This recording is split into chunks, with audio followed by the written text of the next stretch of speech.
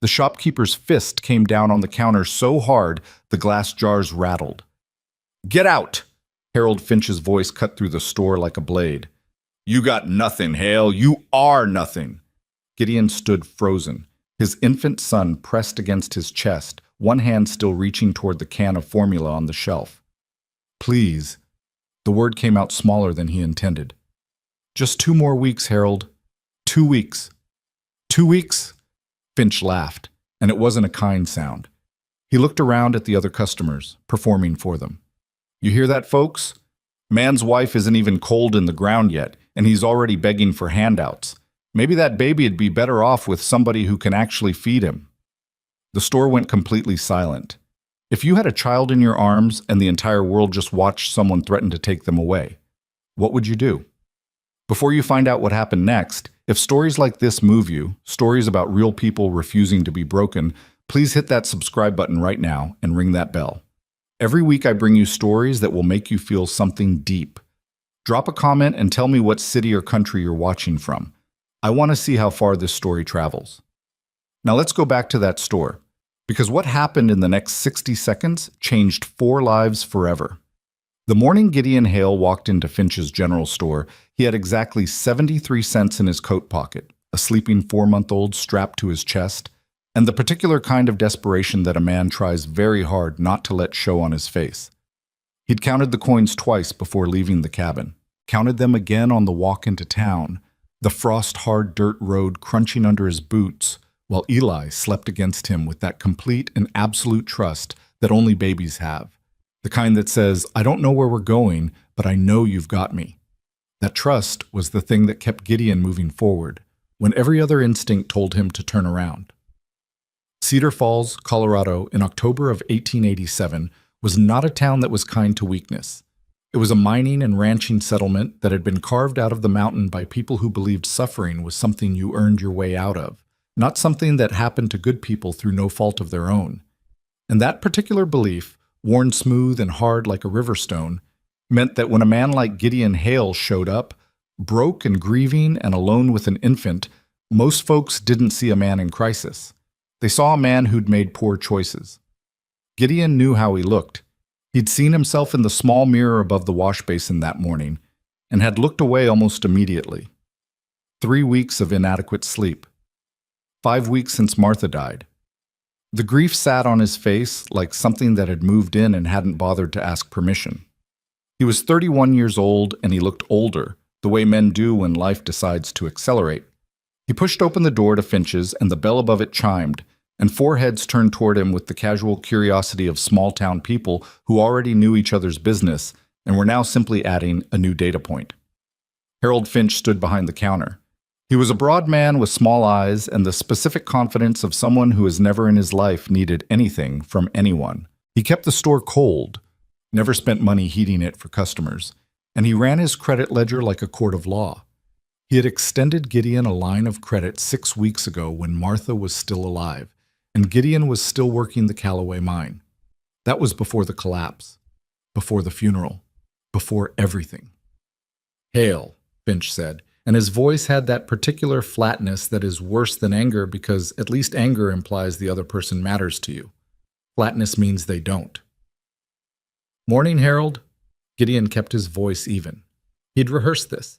He'd actually stood in the cabin doorway at 7 in the morning rehearsing what he was going to say, which he was not going to tell anyone because it was the kind of thing a man does when he's running out of options, and he knows it. "I wanted to come in and talk to you about the account." "Not much to talk about."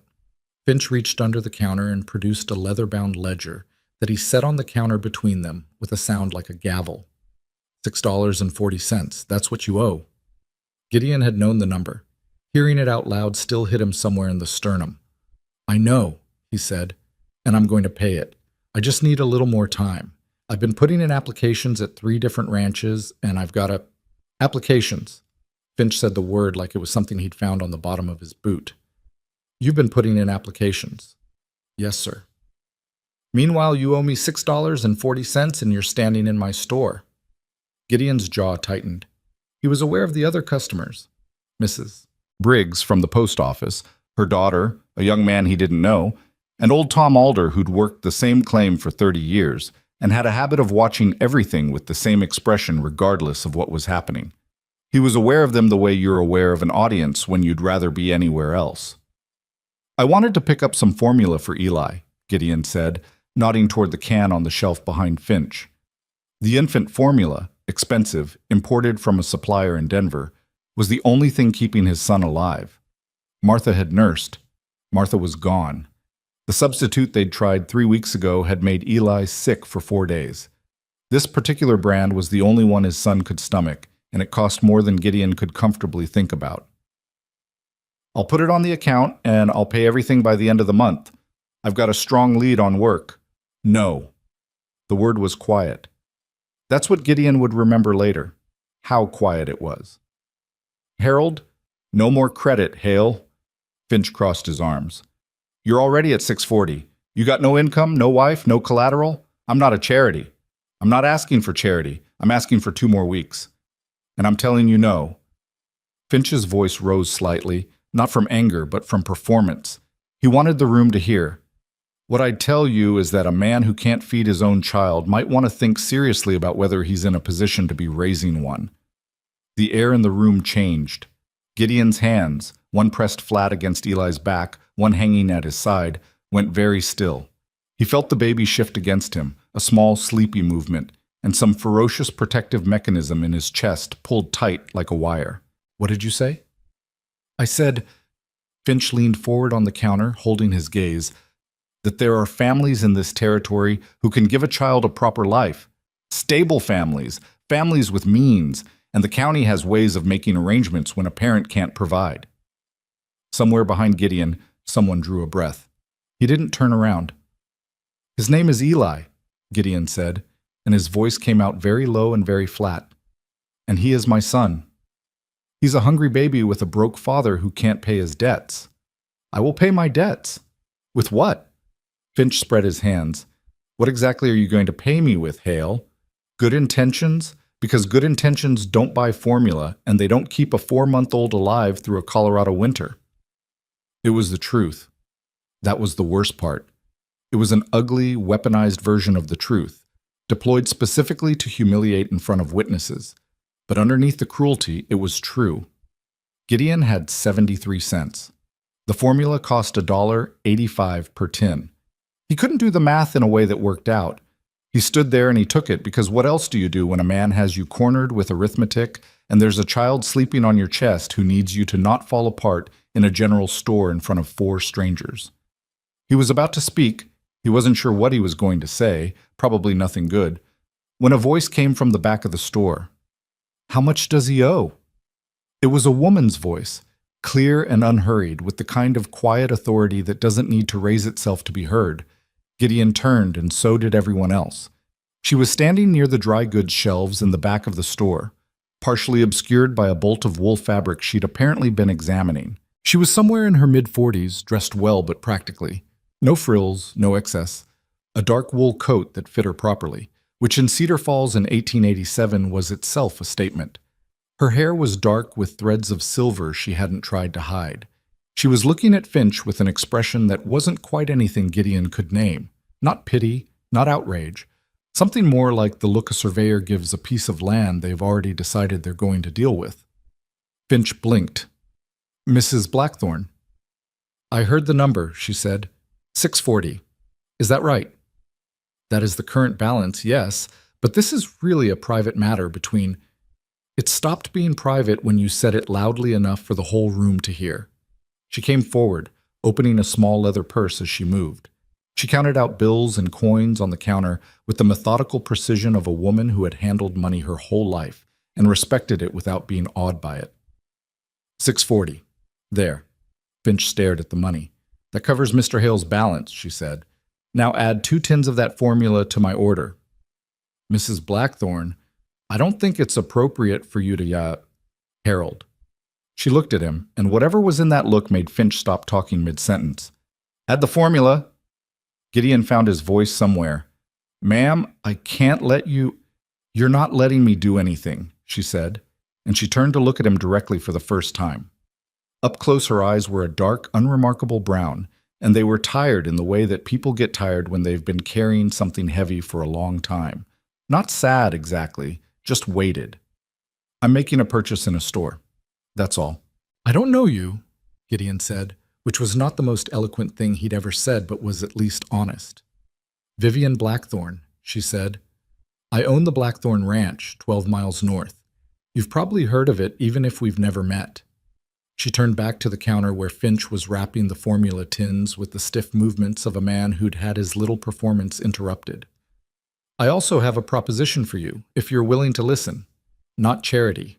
She said the word precisely, like she'd anticipated his next protest. Work, the kind that pays fair wages for fair labor. What kind of work? I have a property on the North Slope, the old Harlan homestead. Been sitting empty for 4 years. The main structure is still sound, but everything else has gone to ruin. Fencing, outbuildings, the irrigation system, the orchard. She accepted the wrapped formula from Finch without looking at him and handed it to Gideon. I need someone who knows how to rebuild things. My foreman tells me you worked construction before the mines. Gideon held the formula tins and tried to think clearly, which was difficult because his hands were shaking slightly. Not from cold, not from fear, but from the specific physical aftermath of having been terrified. And then, suddenly, not. How did you know that? Cedar Falls is a small town, Mr. Hale. She was pulling on her gloves. I also know that your wife passed 6 weeks ago. I know you have a son, and I know you're the kind of man who walked into this store to try to settle his account instead of disappearing in the night, which tells me something about your character, even if I don't know your face. Behind him, Mrs. Briggs coughed softly. Old Tom Alder hadn't moved. Gideon looked down at Eli, who had slept through the entire thing with the profound indifference of a person who had not yet learned to be afraid of anything. The baby's eyelashes were Martha's. He'd noticed that early on, and he kept noticing it, the way you keep touching a bruise. There's lodging at the homestead, Vivian said. Needs work, but it's livable. My housekeeper has a daughter who can watch the baby while you're working. The wages are... She named a figure that was higher than anything Gideon had been quoted in his 3 weeks of sending letters to ranches per week, with a fair contract written in plain language. Finch made a sound that might have been a comment. Nobody acknowledged it. Why? Gideon asked. Vivian paused in buttoning her coat. She looked at him again with those tired, clear eyes. Because that property has been rotting for 4 years, and I'd like it not to. And because, she hesitated just briefly, someone stood in a store a long time ago and handed me a way out when I had none. I'm not sentimental about it, but I don't forget debts of a different kind. She picked up her own package from the counter and turned toward the door. You don't have to decide today. Ask around about me. Ask whether I pay what I promise and whether my word means anything in this territory. She paused at the door. But don't take too long. Winter's coming fast, and that north slope gets hit first. The bell chimed as the door opened. A cold blade of air cut through the store. Gideon stood holding the formula and listened to the sound of her boots on the wooden steps outside, and then the creak of a wagon, and then nothing. Finch cleared his throat. Well, he said, with the particular tone of a man who has lost control of a situation and is trying to pretend he was never interested in it anyway. I suppose you'll be on your way. Gideon didn't look at him.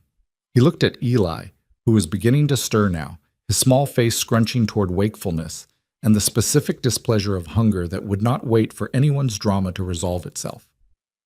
Yeah, Gideon said. I will. He walked out of Finch's general store with 2 tins of formula he hadn't paid for, and a proposition from a woman he didn't know, and the faint, dangerous feeling, the kind he hadn't felt in 2 months, that something might still be possible. The street outside was cold and gray and smelled of wood smoke and horse and coming snow. He stood on the steps for a moment and let the cold air hit his face and tried to remember the last time anything had surprised him. He'd been a man who believed in planning, in knowing what came next. Martha used to say he was the only person she knew who worried more about next year than last year, which she'd said as a joke, but which was also just true. He'd planned the mine work, the cabin, the savings that would become a house. He'd planned for Eli before Eli existed. He'd tried to plan for a future. He had not planned for Martha getting a fever on a Tuesday in September and being gone by Friday.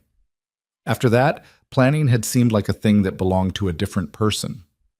But standing on those steps, with a baby beginning to fuss against his chest and 2 tins of formula in his hands and a strange woman's proposition echoing in his head, Gideon Hale felt something shift.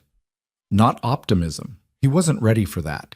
Something smaller and more stubborn. The thing that lives just below the surface of a person who hasn't quit yet. The thing that makes you count your coins again even when you already know the number. He looked up the main street toward the north edge of town, past the bank and the livery and the church with its half-finished steeple, toward the road that wound up into the foothills, and beyond that, the high country where the snow came first and the spring came last, and the ranches that survived up there were the ones built by people who understood that the land didn't care about your feelings. He thought about the baby on his chest. He thought about the cabin that wasn't his, the savings that were gone, the 3 unanswered letters to ranches that had probably already hired someone younger and less complicated. He thought about a woman with tired eyes who had said, "Not charity, work." Eli was fully awake now and making his views on the matter clear in the only language available to him. "All right," Gideon said quietly, to his son, to himself, to whatever was listening. "All right, let's go see about this." He stepped down off the porch and turned north and started walking, and the wind came down off the mountains and pushed at his back like it was trying to help. He'd ask around. He'd hear what people said about Vivian Blackthorne. He'd think it through carefully and make a rational, considered decision like the man he used to be before grief had made him reckless with his own future. He lasted until the edge of town before he admitted to himself that he'd already decided. He just didn't know yet what he'd decided yes to. That, as it turned out, was going to take considerably longer to understand. Well, 3 days later, Gideon Hale loaded everything he owned into a borrowed handcart, which did not take long, and walked 12 miles north on a road that got narrower and colder with every mile. His son tied to his chest with a strip of wool blanket Martha had knitted the winter before she died, the 2 formula tins rattling softly in the pack on his back. He'd asked around. He'd heard what people said about Vivian Blackthorne, and what they said was complicated in the way that things are when a person refuses to be simple.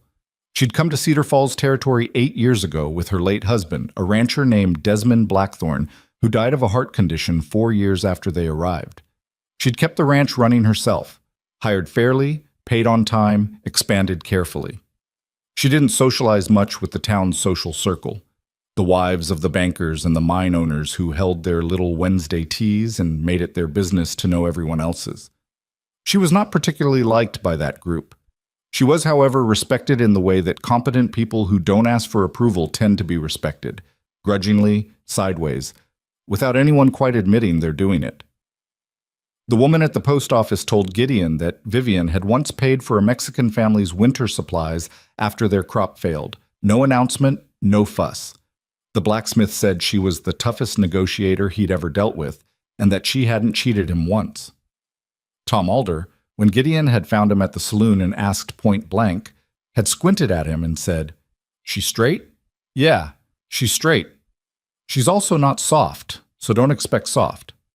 Gideon didn't expect soft. He expected work, which was what he needed. The Harlan homestead came into view around a bend in the road, and Gideon stopped walking and looked at it for a moment.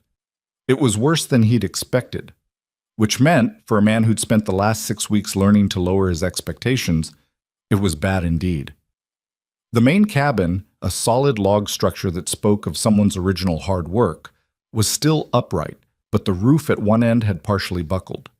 3 of the 4 outbuildings were barely structures anymore. One had collapsed entirely into a heap of weathered timber. The fencing that should have enclosed a pasture was down in so many places it was more suggestion than barrier. The orchard, maybe 24 trees, stood in ragged, unpruned lines, gnarled and overgrown. But, and this was the thing Gideon couldn't help doing, couldn't have stopped himself from doing if he tried. He looked at it and he saw what it could be. The bones of the place were right. The positioning, slope to the south, windbreak of trees to the north, was smart. Someone had known what they were doing when they chose this site. The collapse was bad but not catastrophic. The fencing could be rebuilt. The orchard, with work, could be recovered. He stood there doing the mental calculations, time, materials, sequence of repairs, and realized he was doing them with something that felt uncomfortably like eagerness. He told himself it was just professional habit. He'd always been like this with broken things. "You gonna stand there all day?" He turned. A stout, gray-haired woman in a heavy apron was standing in the doorway of the main cabin, which apparently was sound enough to occupy at least partly. She had a look on her face that suggested she had seen many things and been impressed by approximately none of them. "Ma'am," Gideon said. "Agnes Pruitt," she said. "I cook and keep house for Mrs. Blackthorne. My daughter Cora's 13 and good with babies, so don't worry about that. Come inside and I'll show you where you'll sleep." She turned and went back in without waiting for his response. Gideon looked at the homestead once more. Then he followed her. Inside was dim and cold, but intact. A fireplace that needed cleaning but would work. A table, 2 chairs. A sleeping area sectioned off by a wool curtain that had seen better decades. Agnes had apparently gotten the fire going earlier because there were the beginnings of warmth creeping in from the hearth. "Mrs. Blackthorne will come tomorrow," Agnes said, handing him a tin cup of something hot. "She'll go over the contract with you herself. She doesn't send that through anyone else." She looked at the baby. "That's Eli?" "That's Eli." Agnes's expression did something complicated. "My daughter will be here at 7. Baby can stay with her while you're working. She's good." She said it matter-of-factly, not warmly. "What does he take?" "The formula tins. I've got 2, and Mrs. Blackthorne sent up a case of them yesterday." Agnes opened a cabinet and Gideon saw 12 tins stacked neatly on the shelf. "Before you say anything," she added, "it comes out of your wages." That was her word. Gideon looked at the 12 tins of formula and felt something crack open in his chest that he didn't have a name for. Not relief exactly. Something more like the sudden absence of a weight he'd been carrying so long he'd stopped noticing it was there. He looked away before Agnes could see his face do whatever it was doing. "Thank you," he said, which covered none of it but was what he had. "Don't thank me." Agnes set a plate of food on the table. "Eat something. You look like a fence post that's been in the ground too long." He sat down. Eli was awake in his arms, looking around the new space with the solemn curiosity of someone who has not yet decided whether to be interested or alarmed. Outside, the wind moved through the gaps in the damaged roof, and the temperature was dropping toward what would be a hard night. The orchard trees stood bare and dark in the fading afternoon light. The collapsed outbuilding sat in its heap. Gideon ate. He held his son. He looked at what was broken and thought about how to fix it. He didn't know yet that the hardest thing to rebuild, in the months to come, would not be anything made of wood. Vivian Blackthorne arrived the next morning exactly when she said she would, which Gideon would later recognize as one of her defining characteristics. She did not say things she didn't mean, and she did not arrive late. He was already up on the partially collapsed roof section with a pry bar when he heard the wagon, having started at first light because there was no point waiting, and because Cora Pruitt had shown up at 7 on the dot, taken one look at Eli and said, "Oh, he's got good eyes," with the authority of a 13-year-old who considered herself an expert, which had somehow made Gideon feel better about the whole arrangement. He'd climbed up to assess the damage, and had been there for 40 minutes cataloging what he was looking at, which was not great but was also not hopeless, which was becoming a theme. He came down off the roof when he heard the wagon and met Vivian at the edge of what had once been the front yard, now mostly dead grass and frozen mud. She looked at the roof without greeting him first. "Worse than I thought," she said. "Not as bad as it looks from the ground," he said. "The main beam held. It's the secondary supports on the north end that gave. Probably a heavy snow load 2 or 3 winters back, nobody around to clear it." She turned to look at him with the same direct attention he remembered from the store. In daylight, without the drama of the previous encounter, she was easier to see clearly. The tiredness he'd noticed before was still there, but it sat alongside something else, a steadiness. The kind that comes not from never being knocked down, but from having gotten up enough times that you've stopped being surprised by the floor. "Can you fix it?" "Yes." "How long?" "The roof, 3 days if the weather holds. The rest," he looked across the property, "depends on what you want and in what order." She produced a folded piece of paper from her coat and handed it to him. He opened it. It was a list, handwritten in a precise, unhurried script, prioritized and numbered. Roof first, then the west fence line, then the collapsed outbuilding, salvage what timber was usable, clear the rest, then the irrigation channel that fed the orchard, then the orchard itself. "That's my order of priority," she said. "But you've got eyes on it now, and I don't. If you think that order's wrong, tell me." He read through it again. "The irrigation channel should come before the fence line. If we get a hard freeze and the channel's still broken, we lose the root systems in the orchard. That's 4 years of growth gone." She looked at him for a moment. "Change the order then. You're the one who knows how to do this." She held out a second piece of paper. "The contract. Read it before you sign it." He read it. It was plain language like she'd said. Wages by the week, paid on Friday. Lodging included at the homestead. Materials provided at cost from Blackthorn Ranch suppliers. Term of 1 year with the right to extend by mutual agreement. And at the bottom, a clause he had to read twice. Upon completion of the agreed restoration work, the tenant shall have the right of first purchase of the homestead property at a fair market price to be assessed at that time. He looked up. "That wasn't something you mentioned in the store," he said. "I didn't know you yet." She said it simply, without elaboration. He looked back at the paper. The right of first purchase, his own land. Something he could give Eli eventually, if everything went right, which it might not, which there was no guarantee of, but the possibility of it sat in his chest like a coal catching. "I'll need a pen," he said. She had one. He signed. That was the last easy thing about the following weeks.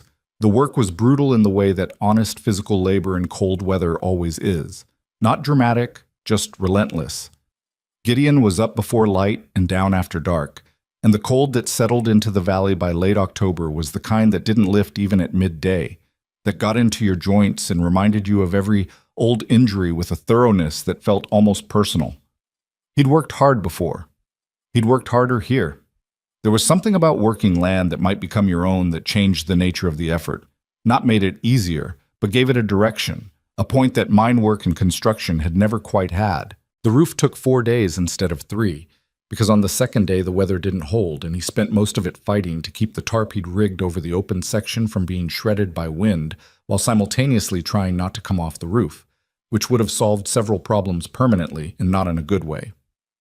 He got the beam braced in a sideways rain that turned to sleet, and by the time he came down his hands had stopped hurting only because they'd stopped feeling anything, which Agnes noted with the same cheerful disapproval she applied to everything. "You're going to lose fingers working like that," she told him, pressing a tin mug into his hands with a force that suggested care, even if her face wasn't participating.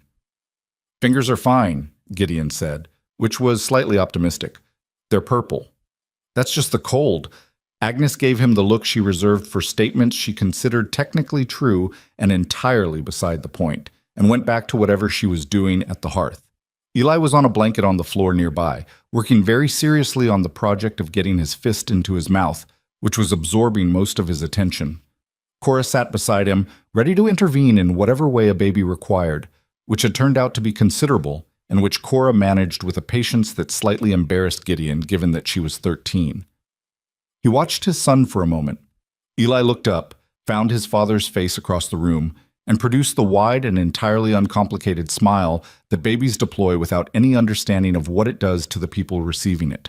Gideon felt something tighten in his chest and loosen at the same time, the way it did every time, and he looked away before he turned into something Agnes would have an opinion about. He drank the coffee and went back to work. Vivian came up twice a week. She didn't hover. She had her own ranch to run, 12 miles away, and she ran it the way she did everything, with a directness that left no room for confusion about who was in charge. But she came on Tuesdays and Fridays, looked at what had been done, asked questions that were practical and specific, and paid him in cash every Friday evening without ceremony or delay. She never once implied that the work was less than she expected. She also never pretended it was more than it was, which Gideon respected more than praise would have cost. Their conversations were mostly functional. She would ask about the timber quality in the collapsed outbuilding, whether the salvageable beams were worth the effort of cutting them to size, or whether new lumber made more sense economically. He would give her his honest assessment. She would make the call. That was the rhythm of it, and for 3 weeks it worked fine. The first time it became something other than functional was a Tuesday evening in early November, when she arrived later than usual and found him in the orchard, doing an initial pruning assessment by lamplight because the days had gotten too short and he'd refused to waste the evening hours. She stopped at the edge of the trees. "You're working in the dark." "Lamp works fine." She was quiet for a moment. He kept working, checking a branch junction on the nearest tree. The orchard smelled of cold bark and something underneath it, a faint trace of what the trees would smell like in spring if they made it there intact. "Those trees are older than this property," she said eventually. "The Harlans planted them the year they homesteaded. That was 1868. Gideon looked up at the tree he was assessing. Nearly 20 years old. They'd had a hard life. Neglect showed in trees the same way it showed in people, in the particular way growth went sideways when it should have gone up, compensating for what it hadn't been given. "They're not dead," he said. "Most of them. 3 on the east end are probably gone.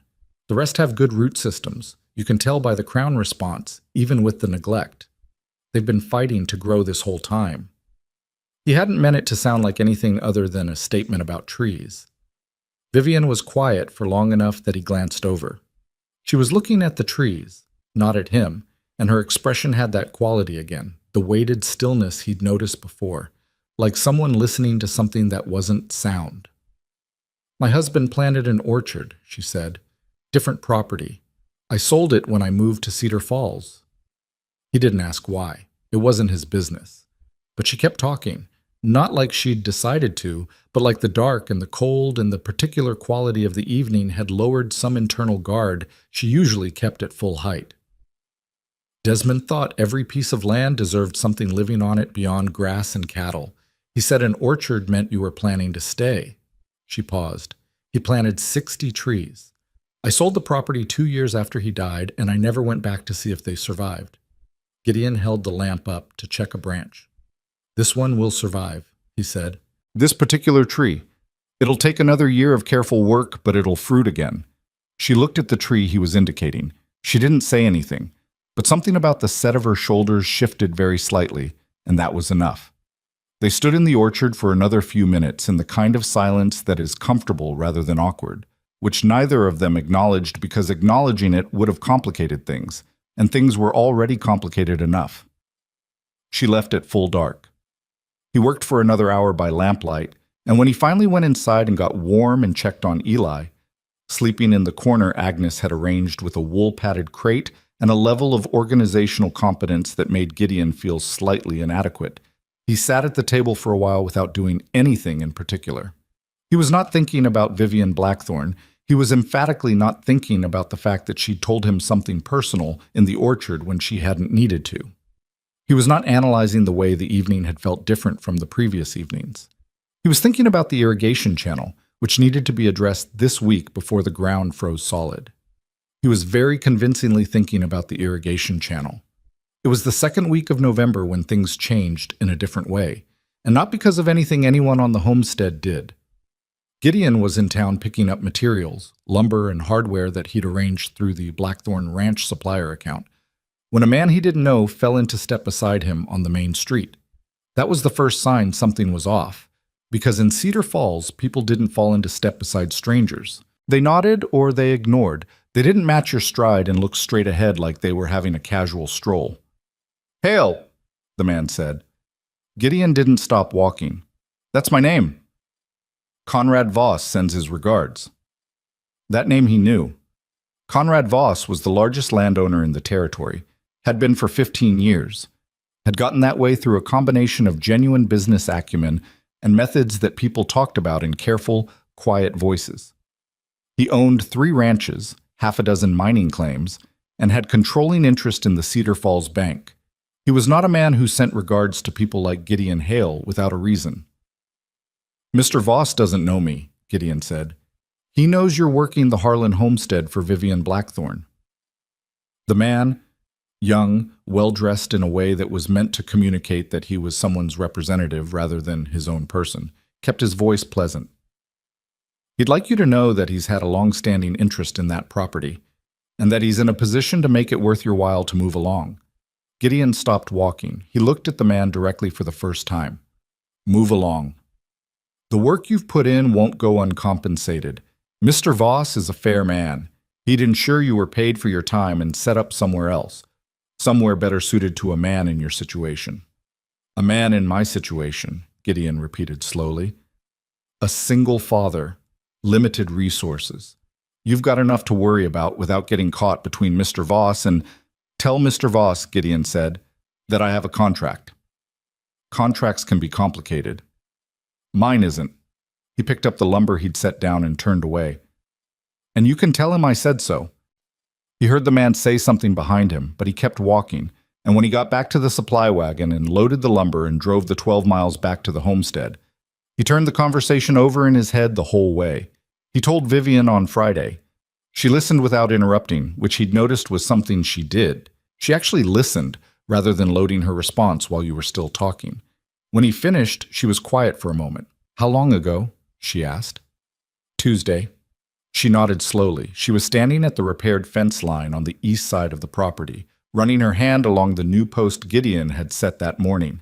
The sky was the low gray-white color that meant snow within the week. Conrad Voss has wanted this property for 3 years, she said. The North Slope access connects 2 of his grazing runs. Owning it would double the efficiency of his summer cattle operation. Why hasn't he bought it? He has offered 3 times. She looked at the fence post with an expression that had gone flat and certain. I've refused 3 times. The last time, he stopped asking and started applying pressure in other directions. The bank where I hold my operating line of credit, he has a significant position there. I've had 2 unusual reviews of my terms in the past 8 months. Gideon processed this. He's squeezing you. He's trying to. She turned to look at him. I should have told you about this before you signed the contract. That was an omission on my part, and it wasn't fair to you. He hadn't expected that, the directness of the admission, with no softening around it. Why didn't you? She thought about it honestly, which he could tell because she took a moment before answering. Because I didn't know if you'd stay, and I needed the work done. I told myself it might not become relevant. She paused. That was convenient thinking on my part. And now? Now someone's approached you directly, which means he's escalating, and you have a right to know that this situation may become more uncomfortable before it resolves. Gideon leaned against the fence post he'd spent 2 hours sinking into the frozen ground that morning. He looked at the homestead, the repaired roof, the cleaned-out outbuilding that was now a functional storage shed, the orchard visible in the distance with its untidy lines of trees that were still alive, still fighting their way toward spring. He thought about the man on the street, the pleasant voice, the assumption that a broke, widowed father would fold at the first offer of money. He thought about Eli and the formula tins on the shelf and the contract with the right of first purchase at the bottom. How much pressure can he actually apply? Gideon asked. Enough to be unpleasant, not enough to stop me if I'm careful. She said it without bravado, just a statement of practical assessment. The property is legally mine. The contract with you is legally registered. He can't simply take what he wants. She paused. He can make the path to it considerably harder. Then we make the path harder to stop, Gideon said. She looked at him. Something in her expression shifted, surprise almost, quickly moderated. You could take the offer. I haven't heard the offer. The man didn't give me a number. If you had heard it? Gideon picked up his tools and started toward the next fence section. Then I'd have said no to a number instead of no to a concept, he said over his shoulder. Comes out the same. He heard something behind him that might have been a breath of laughter, quickly suppressed. He kept walking. Conrad Voss did not wait long to demonstrate what unpleasant pressure looked like in practice. Within the week, Gideon went to pick up a material order that had been confirmed and was told apologetically by the supplier that there had been a change in his credit terms with the Blackthorn account, some kind of administrative review, and the order was on hold. Gideon drove back empty-handed and told Vivian, who made 2 trips to town that week, and returned from the second one with the order fulfilled through a different supplier at slightly higher cost, and an expression that suggested the conversation at the bank had not been pleasant. He moved faster than I expected, she said, unloading the wagon with a focused efficiency that didn't leave room for the anger that Gideon suspected was there underneath it. He's done before, but not this directly. Because before it was just you, Gideon said, taking a bundle of lumber from her. Now there's a contract on record and somebody doing the work. He's worried the property's actually going to get rebuilt. She handed him another bundle. He should be. That was all she said. But she stayed an extra 2 hours that evening, helping him sort the lumber and plan the outbuilding repair. And at some point, Agnes brought food out to the worksite without being asked, and the four of them, Agnes, Cora, with Eli on her hip, Gideon, and Vivian, ate standing up around a makeshift table of sawhorses and plywood in the cold, and nobody commented on the fact that this had become something other than an employer checking in on a worker. Eli, who had recently discovered the power of facial expression and was deploying it experimentally, spent most of the meal staring at Vivian with the focused intensity of someone who has not yet learned to be subtle about their curiosity. Vivian, to her credit, met his gaze directly and did not look away, which was apparently the correct move because after about a minute, Eli reached out one hand toward her face. "He does that," Gideon said. "It doesn't mean—" "I know what it means," Vivian said, and she let the baby's fingers close around her index finger, and she looked at the small hand holding hers with an expression that she clearly hadn't meant anyone to see. Because when she looked up and found Gideon watching, she turned back to her food with the efficiency of a woman who has decided to be very interested in whatever Agnes had cooked. Agnes caught Gideon's eye over the sawhorses. Her expression was, for Agnes, remarkably neutral, the kind of neutrality that means a person is actively not saying something and is quite proud of their restraint. Gideon looked at his food. The weather turned mean in the last week of November. Not the killing cold yet, not the real Colorado winter that would come in January, but the advance guard of it, ice on the water troughs every morning, wind that found every gap in every structure and made its feelings known about poor construction, temperatures that dropped fast after dark and didn't recover until well into the morning. Gideon worked faster. He knew what a real snow load did to marginal structures, had seen it at the mine, had seen what the weight of an alpine winter could accomplish on anything less than solid. He pushed himself past the point of comfort and past the point of sense some days, and Agnes said things about it, and he listened politely and went back out anyway. The west fence line was done. The irrigation channel, that had been the worst job, the most physical, clearing compacted debris from a stone and timber channel in ground that was already beginning to freeze, was done. The collapsed outbuilding was cleared, and a new storage shed stood in its place, smaller than the original but square and solid and properly anchored. The main cabin had a new section of roof that was better than the original. He was in the orchard doing the third round of pruning, the careful work, removing the deadwood and training the live growth toward something productive, when he heard a wagon on the road and looked up to see Vivian arriving on a Thursday, which was not one of her usual days. He came down from the ladder he'd set against one of the larger trees. She was getting down from the wagon with a different quality of movement than usual, controlled but tight, like someone who's been holding something carefully for a while and is getting tired of the effort. "What happened?" he asked. She handed him an envelope. He opened it. It was a legal notice.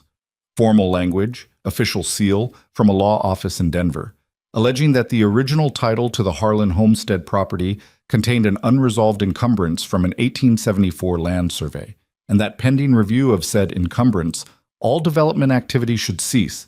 He read it twice. "Is there an encumbrance?" "My attorney says no. The 1874 survey was filed, resolved, and closed in 1876. Her voice was even. "This is manufactured. He's had someone dig through old territorial records looking for anything he could turn into a delay." "How long will it take to resolve?" "Months, possibly. If Voss is paying the right people in the right offices to move slowly." She took the notice back, folded it, put it in her pocket. "The intent isn't to win. The intent is to make everything take longer, cost more, and exhaust us into giving up." The word "us" sat in the air between them. She hadn't said "me." She'd said "us." Gideon wasn't sure she'd noticed. He didn't mention it. "Do we stop work?" he asked. She looked at him with something sharp in her expression. "No. The notice says we should cease. Should is not shall. My attorney advises we document everything we're doing, continue working, and be ready to demonstrate in court that the development was legally sound. She paused. Which means we need to work faster, not slower, and keep better records. I can keep records. I know you can. She looked at the orchard, the pruned trees, the cleared ground, the careful work that had gone into each row. He's counting on the winter to stop you anyway. He thinks you'll look at what's coming and decide it's not worth it. Gideon looked at the tree nearest to him, the one he'd told her would survive. He'd done 3 pruning passes on it. The new growth was already responding, oriented correctly, the crown opening up the way a healthy tree should. He doesn't know me, Gideon said. No, Vivian said. He doesn't. She was quiet for a moment. But he knows things about me that he thinks are weaknesses. That I don't have family here. That I've been running this ranch alone for 4 years. That I'm a woman who holds property in a territory where the men in power have decided that's inherently irregular. She said this with the same flatness she applied to practical assessments, not with bitterness exactly, more like someone reciting conditions they've learned to work within. He thinks if he pushes long enough, I'll make the rational decision and take what he offers. What does he offer? Fair market value, technically, which would mean I come out of this financially whole. She looked at him. And without this, she gestured at the property around them, the repaired buildings, the cleared orchard, the solid fence line. Is the money worth more than this? She was quiet for long enough that he thought she might not answer. 4 years ago, I would have said yes, she said finally. After Desmond died, I spent a year wondering why I was holding on to any of it. The ranch, the land, any of it. What was the point of all that work for one person? She stopped. She looked at the trees again. But I kept working anyway. Habit, maybe. Or stubbornness. And somewhere in there, the work stopped being the point, and the reason for the work started being the point. She paused. Voss doesn't understand that. He thinks land is just an asset. For him it is, Gideon said. Yes. Which is why he'll never understand why I won't sell. She turned to him, and for a moment her composure cracked, just slightly, at the edges, enough to let through the exhaustion and the anger, and underneath both of those, something that looked like fear, the real and practical fear of someone who has built something and can see the forces that might take it apart. I'm asking you to stay through this, she said, knowing it might get worse before it gets better, knowing I can't guarantee how it ends. She met his eyes. That's not what I promised you when you signed that contract. I need you to understand that. Gideon thought about 73 cents in a coat pocket. He thought about a shopkeeper's voice saying words that were supposed to break something inside him. He thought about the walk north on the frozen road with his son on his chest, and everything he owned rattling in a handcart. He thought about this property and what it had looked like when he arrived, and what it looked like now. You paid a debt for a stranger in a store, he said, without being asked, without knowing me. He picked up his pruning tools. I think I can manage to stay through a legal filing. She looked at him. She looked like she was going to say something, and then she didn't, and she walked back to her wagon and drove back down the road, and Gideon went back up the ladder to the tree he'd been working on. The light was fading. The cold was settling. Somewhere inside the cabin, Eli was doing whatever Eli did in the evenings now, reaching for things, responding to faces, becoming incrementally more himself with each passing week in the way babies do, accumulating personhood in small daily installments. Gideon made the final cuts on the branch he'd been working, stepped back on the ladder, and looked at the tree. The dead wood was gone. What remained was sparse, but every part of it was alive. It would be something in spring. It wasn't there yet, but it would be something. He climbed down in the last of the daylight and went inside to his son. The legal notice sat on Gideon's work table for 3 days before he stopped looking at it every time he passed. Not because it stopped mattering, but because he'd made a decision about it, and decisions, once made, didn't require constant revisiting. That was something his father had told him, one of the few useful things, and it had stuck. He documented everything. That was what Vivian had asked, and that was what he did. A daily log in a composition notebook he'd bought in town, entries written in his careful, slightly cramped hand at the end of each workday, recording what had been done, what materials had been used, what conditions had prevailed. He noted the dates on every supply receipt and kept them flat in a separate envelope. He was meticulous about it in the way that a man is meticulous when he understands that the record might someday be the only thing standing between him and someone else's version of events. December came in cold and serious. The territory had a specific quality in early December, before the real snows, where the cold was absolute but the ground was still visible, and the sky had a low gray clarity that made distances look longer than they were. Gideon worked the orchard in that cold with his breath coming in short clouds, and his gloves worn through at the fingertips, which he kept meaning to replace and kept not replacing because there was always something more pressing. The trees were responding. That was the thing he came back to on the hard days. He could see it, the difference between what the orchard had been in October and what it was now, the way the pruned crowns had a different quality of structure, ordered and intentional, aimed at something. Eli had learned to sit up. It had happened in the last week of November, gradually and then suddenly, the way those things go. One day Cora was propping him, and the next day he was upright on his own, looking around the cabin with the expression of someone who has just discovered a dramatically improved vantage point and has opinions about it. He was 7 months old. He had Martha's eyelashes and Gideon's chin and a personality that was becoming incrementally its own thing, serious and watchful, and then suddenly, without warning, delighted by something, a sound or a movement or a quality of light, the delight so complete and unguarded that it was almost uncomfortable to witness because adults had lost the ability to feel things that cleanly. Gideon watched his son sit up on his own for the first time and felt something he didn't try to put a name to. Some compound of grief and gratitude and the particular love that is specific to watching a child become themselves when the person who is supposed to be there beside you is not. He wrote about it in his work log that night, after the entry about the day's orchard work. He didn't mean to. It was just that the notebook was open. Vivian came on Tuesday and Friday as usual, but in December her visits began stretching longer, partly because there was more to discuss. The legal situation was developing. Her attorney in Denver had filed a formal response to Voss's encumbrance claim, and the back and forth of territorial legal proceedings required decisions that Vivian made carefully and only after thorough consideration, partly because the days were shorter and the work discussion often ran into the early dark, and Agnes, with the subtlety of a woman who has decided something without consulting anyone, had begun setting a place at the table for Vivian on those evenings without being asked. Vivian ate with them. She didn't make a point of it. She just stayed. Gideon noticed that she was more comfortable in the homestead cabin than she was anywhere else he'd seen her. Not relaxed exactly, Vivian Blackthorne operated at a baseline of alertness that didn't fully switch off, but the precise control she kept on herself in town, in business discussions, in the presence of the kind of people who watched her for weaknesses, softened here.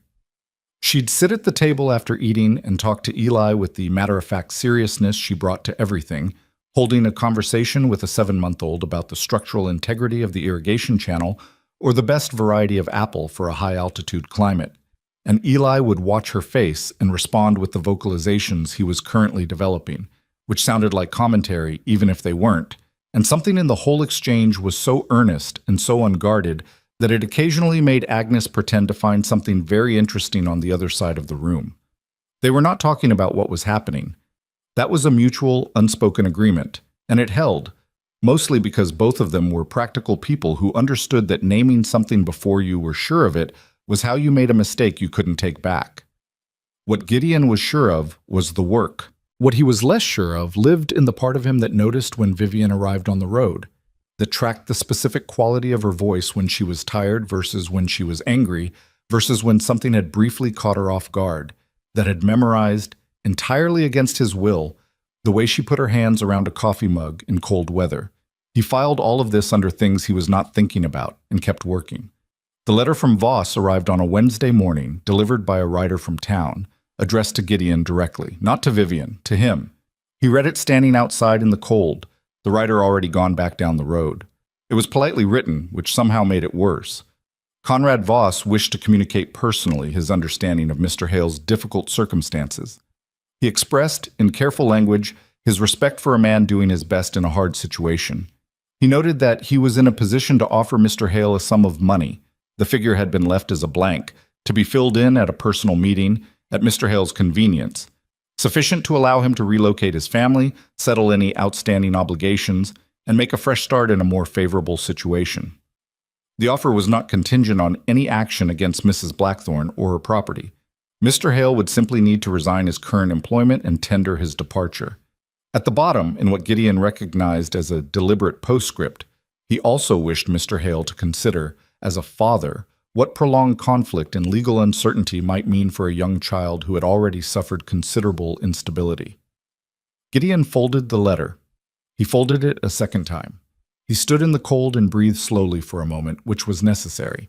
Then he went inside, put the letter on the table, and went back to work. He told Vivian on Friday. He handed her the letter without preamble. She read it. Her face was very still while she read it. When she finished, she set it on the work table and looked at it for a moment without speaking. "He referenced Eli," she said. Yes. Her jaw tightened. It was the first uncontrolled thing he'd seen from her in weeks. "He referenced your son as a vulnerability. That's how he sees things." Gideon kept his voice even. "People are either assets or vulnerabilities. Eli is a vulnerability because he makes me predictable. I'll do what's safe for my son." And safe for my son is staying.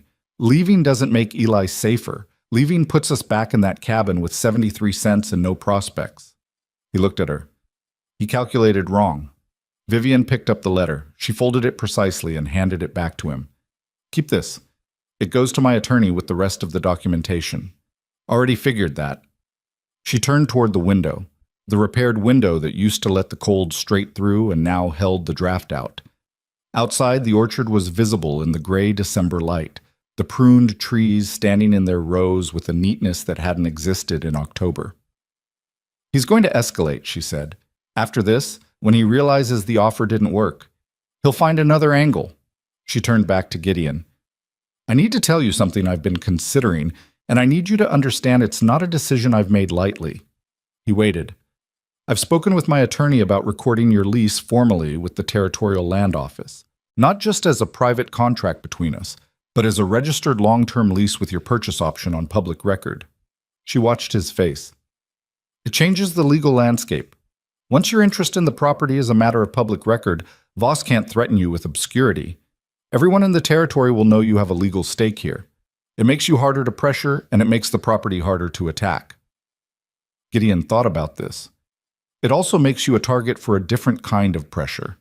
People will say you're giving land rights to a hired hand. They'll say, "I know what they'll say." Her voice was level. "I've been having things said about me since I kept the ranch after Desmond died, since I refused the first offer, since I declined to be absorbed into the social arrangements of women whose husbands make decisions on their behalf." She paused. "Their opinion of me is already low. I'm not protecting a reputation I haven't had for 4 years. He looked at her. "This would cost you something real, though. Not just gossip.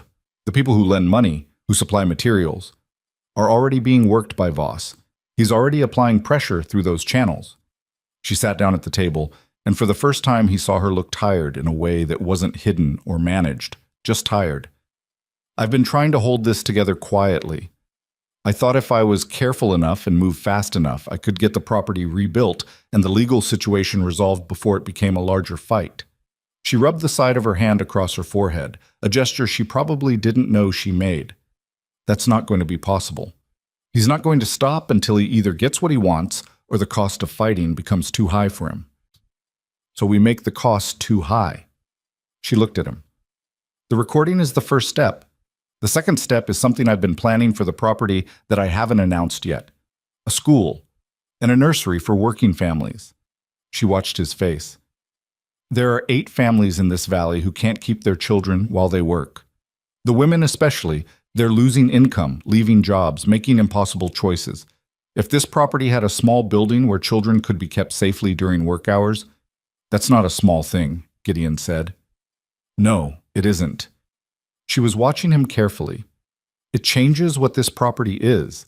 It stops being just a homestead someone's restoring, and it becomes something the community has an interest in, something Voss would have to fight the entire valley to take." She paused.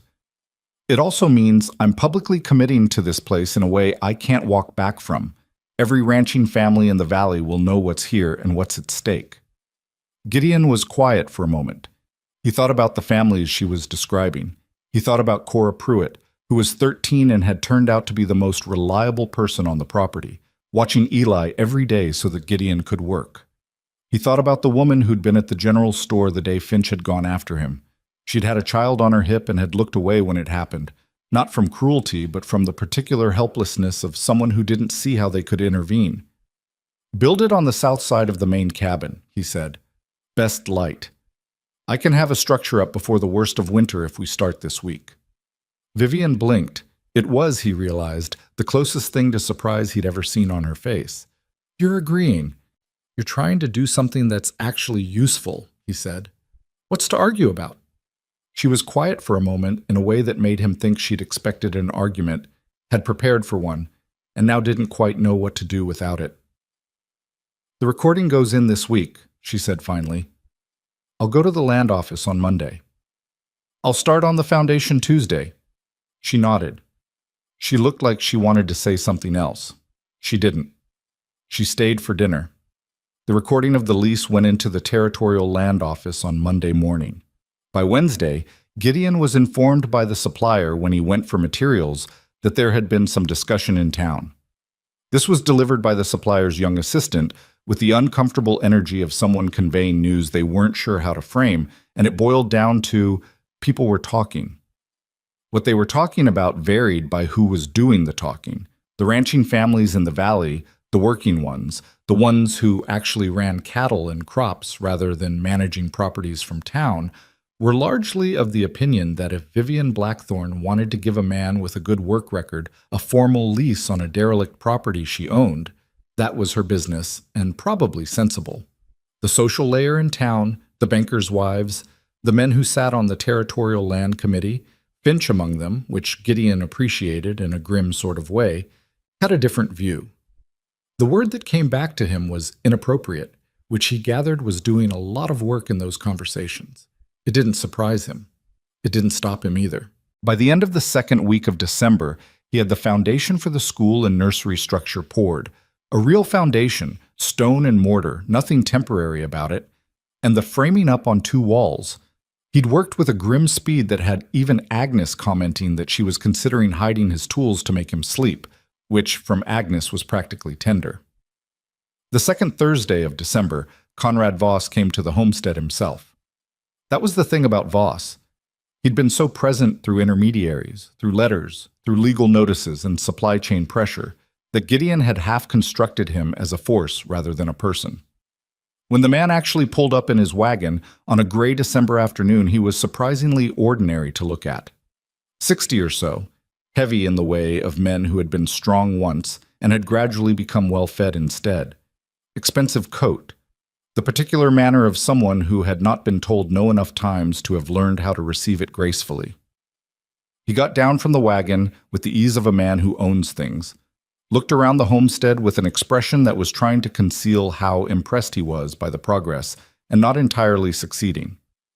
Gideon set down his tools and waited. "Hale?" Voss came toward him with his hand out. Gideon shook it. "Conrad Voss, I thought it was time we spoke directly." "I got your letter." "Then you know my interest in resolving the situation to everyone's benefit." He looked around again, at the repaired cabin, the new storage shed, the foundation of the nursery building going up. "You've done considerable work here. Considerable. That's—" he shook his head. "That's a real transformation. A man of your skill shouldn't be working on someone else's land for wages." "I have a purchase option," Gideon said. A brief pause. "Yes, I heard about the recording." Something in his expression tightened and then released. "I want to be honest with you, Hale. Man to man. This situation is going to get worse. The legal challenge is just the beginning. There are other avenues that will take time and money and energy that you and Mrs. Blackthorne may not have. It doesn't have to go that way. What way would you prefer? A clean transaction. I buy this property at full value. Mrs. Blackthorne walks away whole financially, and you—" He opened his coat and produced an envelope. "Receive a settlement for your time and work. That is, I assure you, considerably more than what you'd earn completing this contract. He held out the envelope. Gideon looked at it. He did not take it.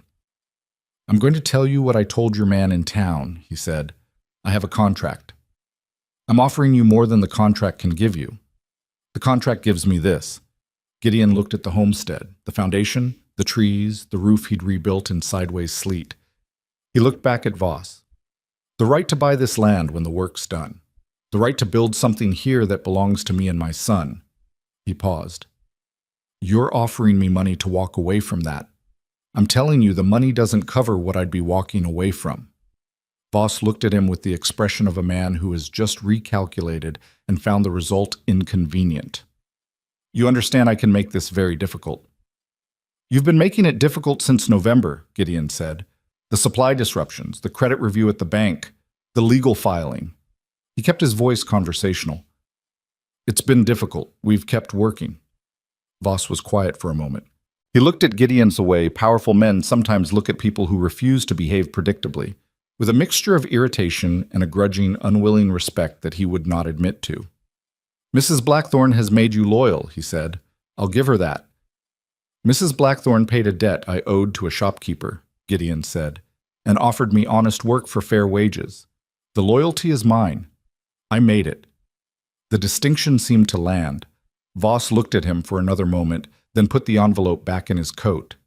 "This isn't over," he said, not with heat, but with the matter-of-fact tone of a man who states facts. "I didn't think it was," Gideon said. Voss got back in his wagon.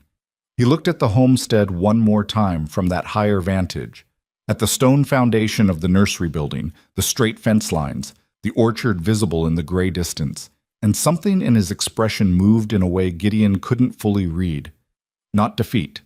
Something more complicated. Then he turned the wagon and drove back down the road. Gideon stood in the cold and watched him go, and let out a breath he hadn't known he was holding. Agnes appeared in the cabin doorway. "Was that who I think it was?" "Yes." She looked down the road where the wagon had disappeared. "What did he want?" "Same thing he always wants." Gideon picked up his tools. "To buy something that isn't for sale." Agnes made a sound that functioned as commentary and went back inside. Gideon stood for a moment longer and then crouched down beside the foundation he'd poured, the stone and mortar edge, set level, already solid in the frozen ground. He ran his hand along it the way he sometimes ran his hand along the fence post to check whether they'd moved. It hadn't moved. He told Vivian about the visit that Friday. She listened to the whole account without speaking, her face unreadable in the careful way it got when she was thinking hard. "He came himself," she said when he finished. "Yes." "That means the intermediaries aren't working and the legal angle is taking longer than he wanted." She was thinking out loud, not quite talking to him. "He's getting impatient. Impatient men make mistakes." "What kind of mistakes?" "Overcorrection.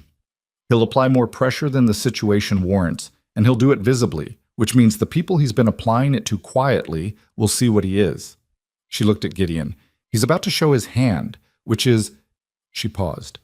"Good, in the long run, but probably unpleasant in the immediate term." "How unpleasant?" "I don't know yet." She looked tired again, the bone-deep tired that she'd been carrying since November and hiding with varying success. "I've written to 3 other ranching families in the valley. About the school. About what we're building here." She corrected herself immediately. "What's being built here?" Gideon noticed the correction. He filed it under things he wasn't analyzing. "And?" he asked. 2 have responded. They're supportive. One of them wants to contribute labor toward the nursery building. She looked at him. "If we have community investment in this project, physical, visible investment, it changes the political calculation for Voss. He doesn't just have to fight me and a contract worker. He has to fight half the valley. So we need to move faster on the building." "Yes." "I can have it framed out by Christmas if the weather cooperates." She looked at him with that expression again, the one he'd seen in the store, the one he'd come to recognize as surprise that she didn't want him to see, like she kept expecting him to have limits she hadn't found yet. "The weather won't cooperate," she said. "This is December in the Colorado high country." "Then I'll work in bad weather. I've done it before." He met her eyes. "You should announce the school publicly. Don't wait until the building's done. Announce it now with what's started, so everyone knows what this land is for." She was quiet for a moment. "If I do that," she said carefully, "the people who've been disapproving from a distance will have to take a position. Some of them will side with Voss because it's safer." She paused. "And some won't." "Yes," Gideon said. "That's the point." She looked at him for a long moment. He couldn't always tell what she was looking for when she looked at him like that. Whether she was testing something or confirming something or just thinking through a problem, and his face happened to be in front of her. He'd stopped trying to interpret it and had simply gotten comfortable being looked at that way. "All right," she said finally. "I'll put the announcement in the territorial paper this week." She stood. "Thank you, Gideon." She didn't use his first name often. When she did, it was without ceremony, but it meant something had shifted in whatever she was internally accounting for. He walked her to the wagon. The evening was cold and still, the sky doing the thing it did in December, where it seemed to press down closer to the ground, and the first real stars were appearing in the east. The homestead was visible in the dim. The solid cabin, the new outbuilding, the foundation of the nursery structure pale against the dark earth. Vivian stood by her horse for a moment before getting up onto the wagon seat. She looked at the foundation. He watched her look at it. "Desmond would have liked this place," she said quietly. Not to Gideon exactly, just out loud. He would have said it had good bones. "It does," Gideon said. She climbed up onto the wagon. She looked at him from that height, the straight look, the tired eyes, the particular quality of a person who is carrying a lot and knows it and isn't asking anyone to carry it for them. "Get some sleep," she said. "You look worse than the fence posts." "The fence posts are fine," he said. Something moved in her face. Not quite a smile. Something more real than that. Something quick and involuntary that she didn't manage to suppress before it happened. Then she clicked her tongue at the horse and turned the wagon and drove down into the dark. Gideon stood at the edge of the property and watched until the wagon was out of sight, and then stood a moment longer in the cold. The announcement ran in the territorial paper the following Monday. By Wednesday, Vivian had received 4 letters. 2 were supportive. One was from a lawyer in Denver that made no claim to be from Voss, but smelled very much like Voss, suggesting she was overextending herself legally and financially and expressing concern, with aggressive courtesy, for her well-being. The 4th was from Harold Finch, of all people, which expressed in florid terms his view that the establishment of any charitable concern on a property with a disputed title was premature and potentially legally complicated. Gideon read that one over Vivian's shoulder on Friday and felt a deep and specific satisfaction about what Finch's face must have looked like when he wrote it. "He's worried," Vivian said, meaning Voss. "He's been worried since the recording," Gideon said. "Now he's scared." There was a difference, and they both knew it. Worried men applied pressure through channels. Scared men did things that were harder to predict. The temperature dropped 12 degrees overnight on the 17th of December. Gideon woke to ice on the inside of the window glass, and Agnes's voice from the main room saying something about the water pipe in a tone that suggested he should get up, which he did, and they spent the first hour of the morning dealing with that, and by the time it was resolved, the sky had the particular white-gray quality that he had learned over 7 weeks on the north slope meant serious snow was coming. He stood outside and looked at the nursery foundation and the 2 framed walls, and the materials he'd staged for the next phase of construction. He looked at the sky. He thought about what Vivian had said. He's counting on the winter to stop you anyway. He went and got his tools. He worked through that day and the first serious snowfall of the season, and the next day and worse. And by the time Christmas arrived, the nursery structure had 4 walls and a roof that was rough but sound. And Eli had learned to pull himself upright against the furniture and stand there swaying with the triumph of someone who has achieved something they weren't entirely sure was possible. Which, Gideon thought, looking at his son standing on his own 2 feet for the first time in a cabin that had been derelict 12 weeks ago, was not unlike how Gideon felt about the property outside. None of it was finished. None of it was clean. There was still a legal fight coming, still a man in town deciding his next move, still a winter that had barely begun. But it was standing. The important things were standing. He picked Eli up, and the baby grabbed his ear with the proprietary grip he'd recently developed, which hurt more than it should have given the size of the hand inflicting it. And Gideon stood at the cabin window and looked out at the snow-covered north slope and the bare orchard trees and the new building with its rough roof catching the Christmas afternoon light. He thought about Vivian's face when she'd said good bones. He thought about the spring. January arrived without ceremony and without mercy. The north slope got the worst of it, the way Vivian had warned him it would. The cold that came down off the high peaks wasn't the cold of the lower valley, the kind that was uncomfortable but manageable. It was the kind that had intention behind it, that found every gap in every structure and every layer of clothing and made itself known with a thoroughness that felt almost personal. Gideon had grown up in Missouri and had thought he understood cold. He had not understood cold. He learned fast. The water pipe froze twice in January and once in February, and each time the repair took half a day in conditions that made the work feel like punishment for something he couldn't identify.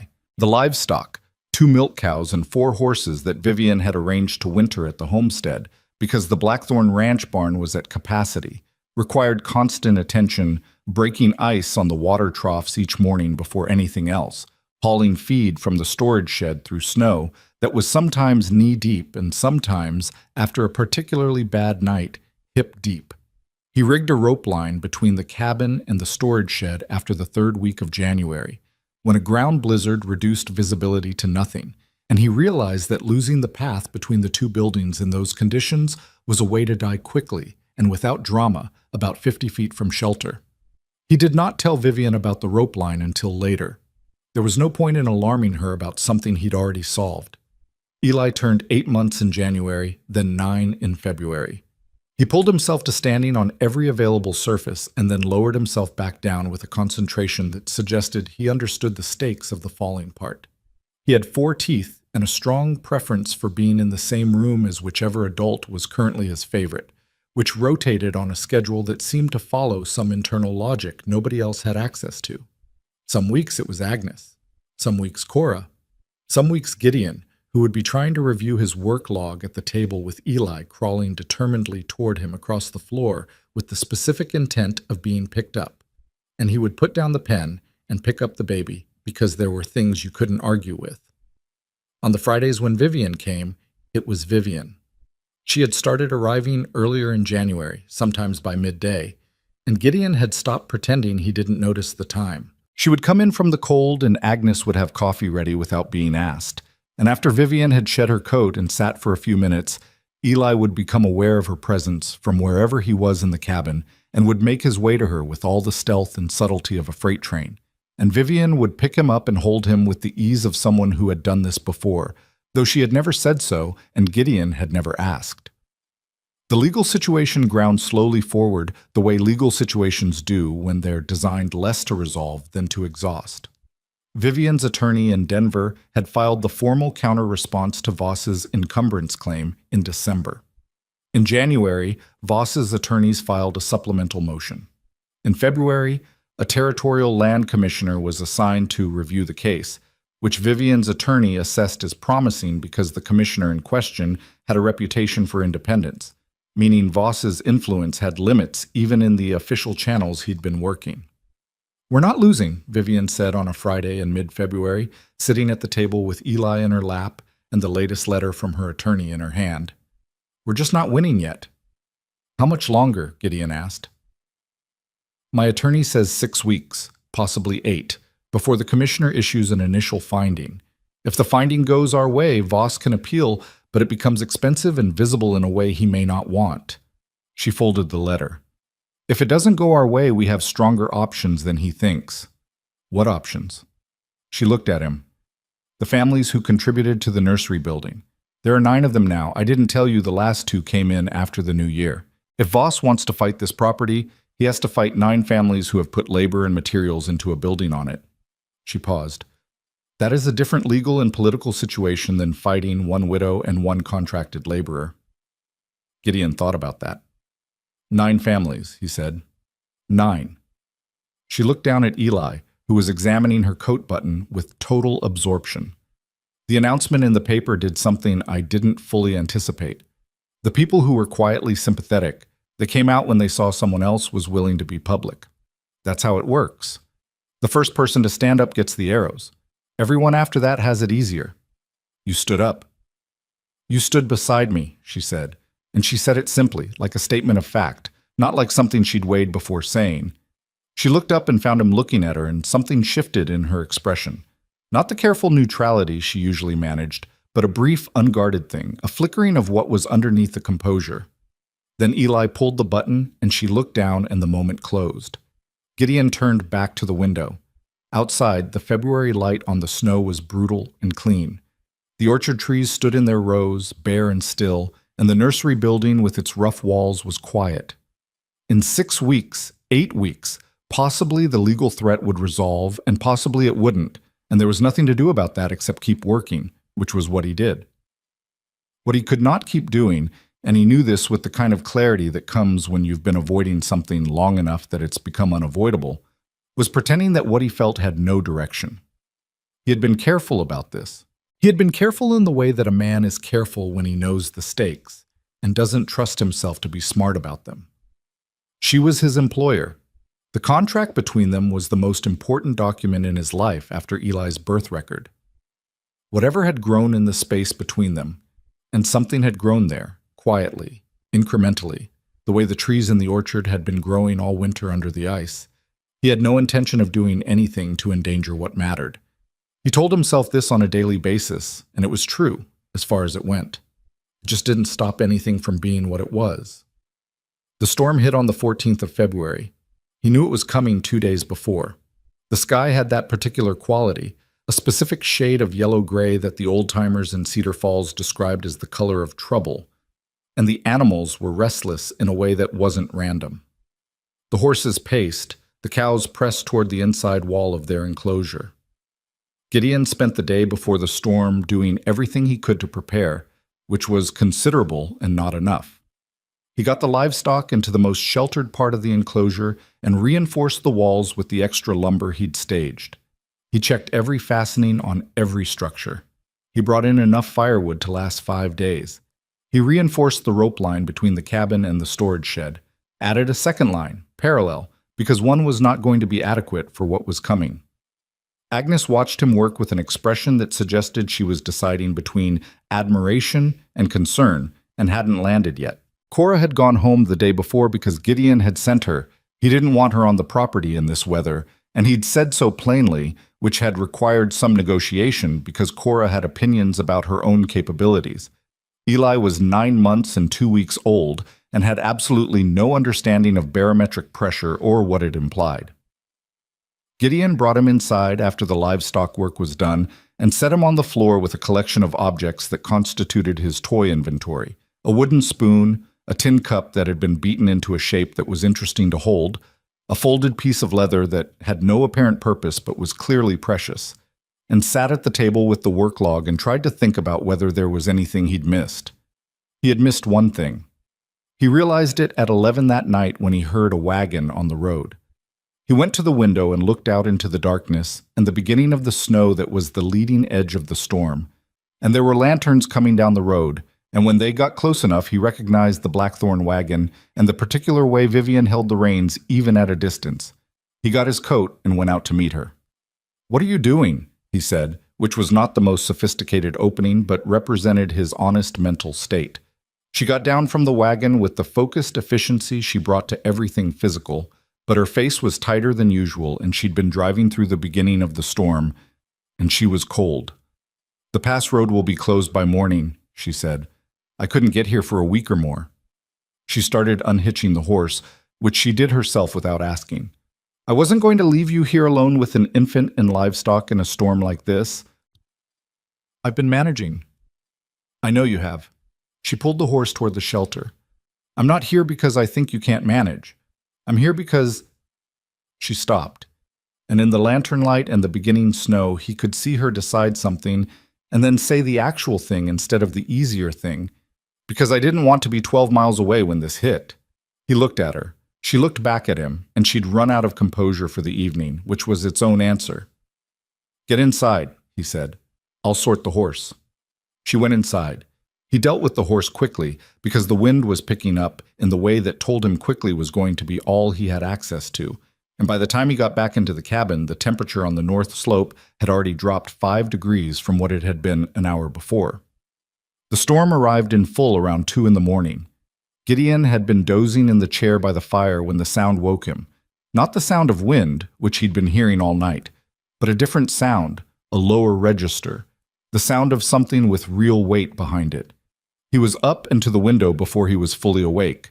Agnes appeared from behind the curtain of her sleeping area. Vivian was already awake on the other side of the fire, where she'd made a space for herself on the floor with blankets, sitting up with the alert stillness of a person who'd been lying awake for some time. "That's the roof on the storage shed," Gideon said, hearing the specific quality of stressed timber. He got his coat. "I'm coming," Vivian said. He started to say something about staying inside. He looked at her face and didn't say it. They went out together. What hit him when he opened the door was not something he could have prepared for on a physical level. The wind was a wall, directional and absolute, carrying snow that was already wet and heavy, not the light powder of the earlier weeks, but the dense packing snow that accumulated fast and had real mass. The temperature had that particular quality below zero where breathing hurt, where exposed skin started complaining within 30 seconds. The rope line was the difference. He found it in the dark and the whiteout, and they moved along it toward the storage shed, Vivian just behind him with her hand on the rope too. 20 feet had never felt longer. The storage shed roof was failing on the south side.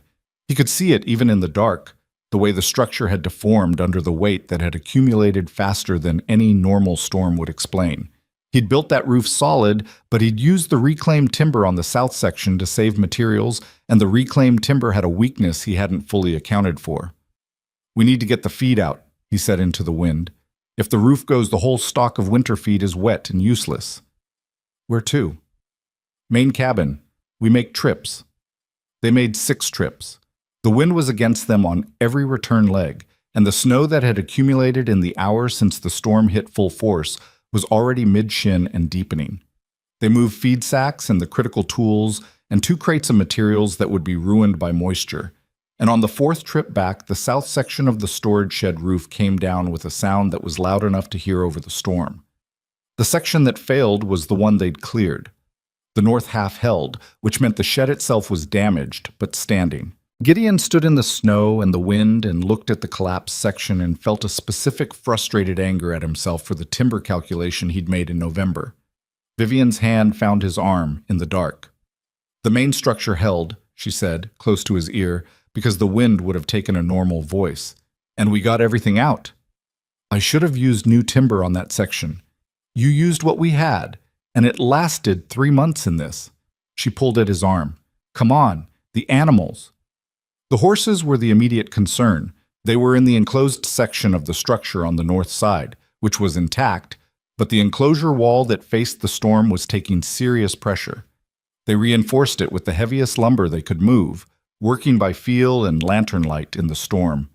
Gideon doing the main work and Vivian doing everything else, holding the lamp, bracing timber while he hammered, moving things into position with a physical competence that he might have been surprised by if he hadn't spent 4 months understanding that she was not a woman who did anything halfway.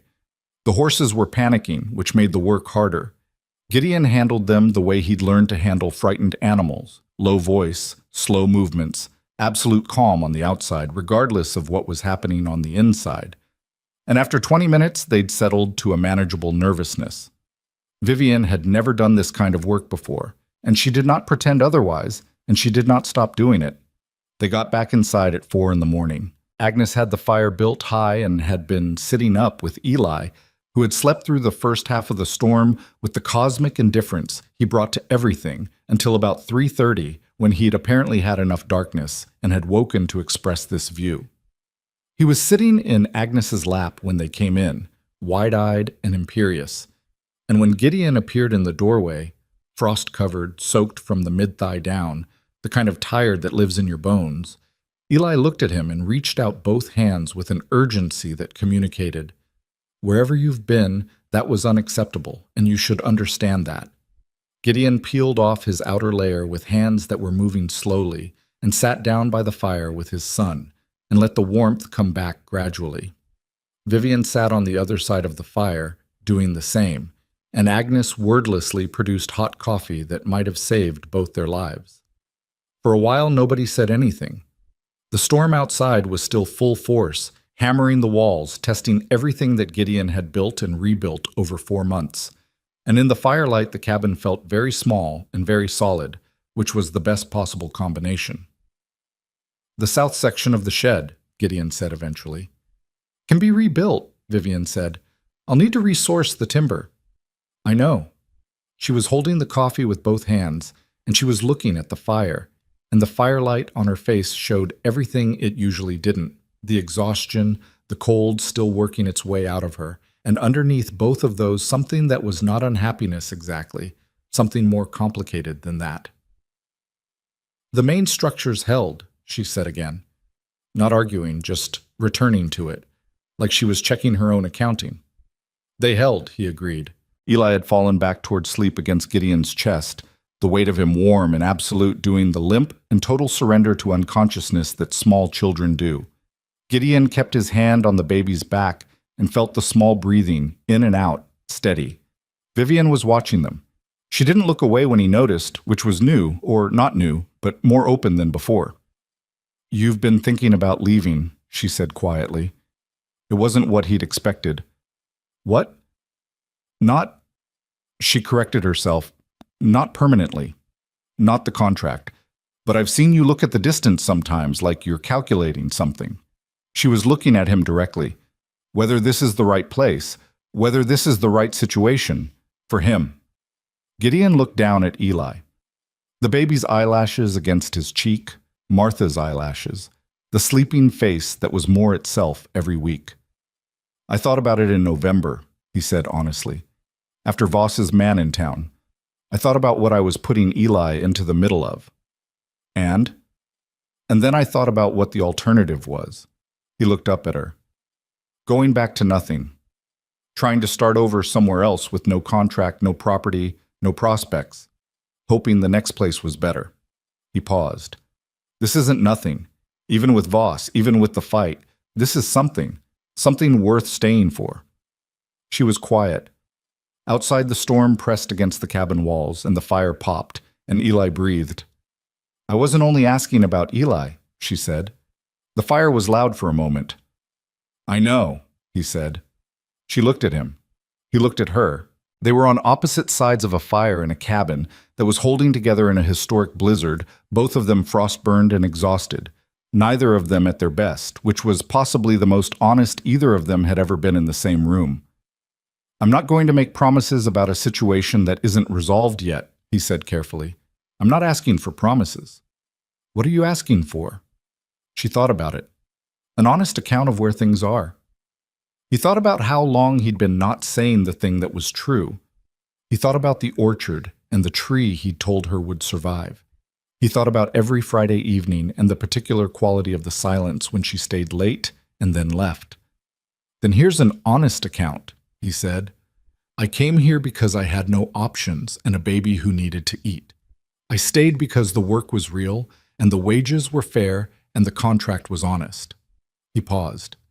"None of that explains why the cabin feels different when you're in it, or why I know the sound of your wagon before I can see it, or why—" He stopped, recalibrated, kept going because he'd started now, and stopping would be worse. "Why I think about the spring in a way that's not just about the orchard." The fire settled. Vivian's hands tightened slightly around her coffee cup and then relaxed.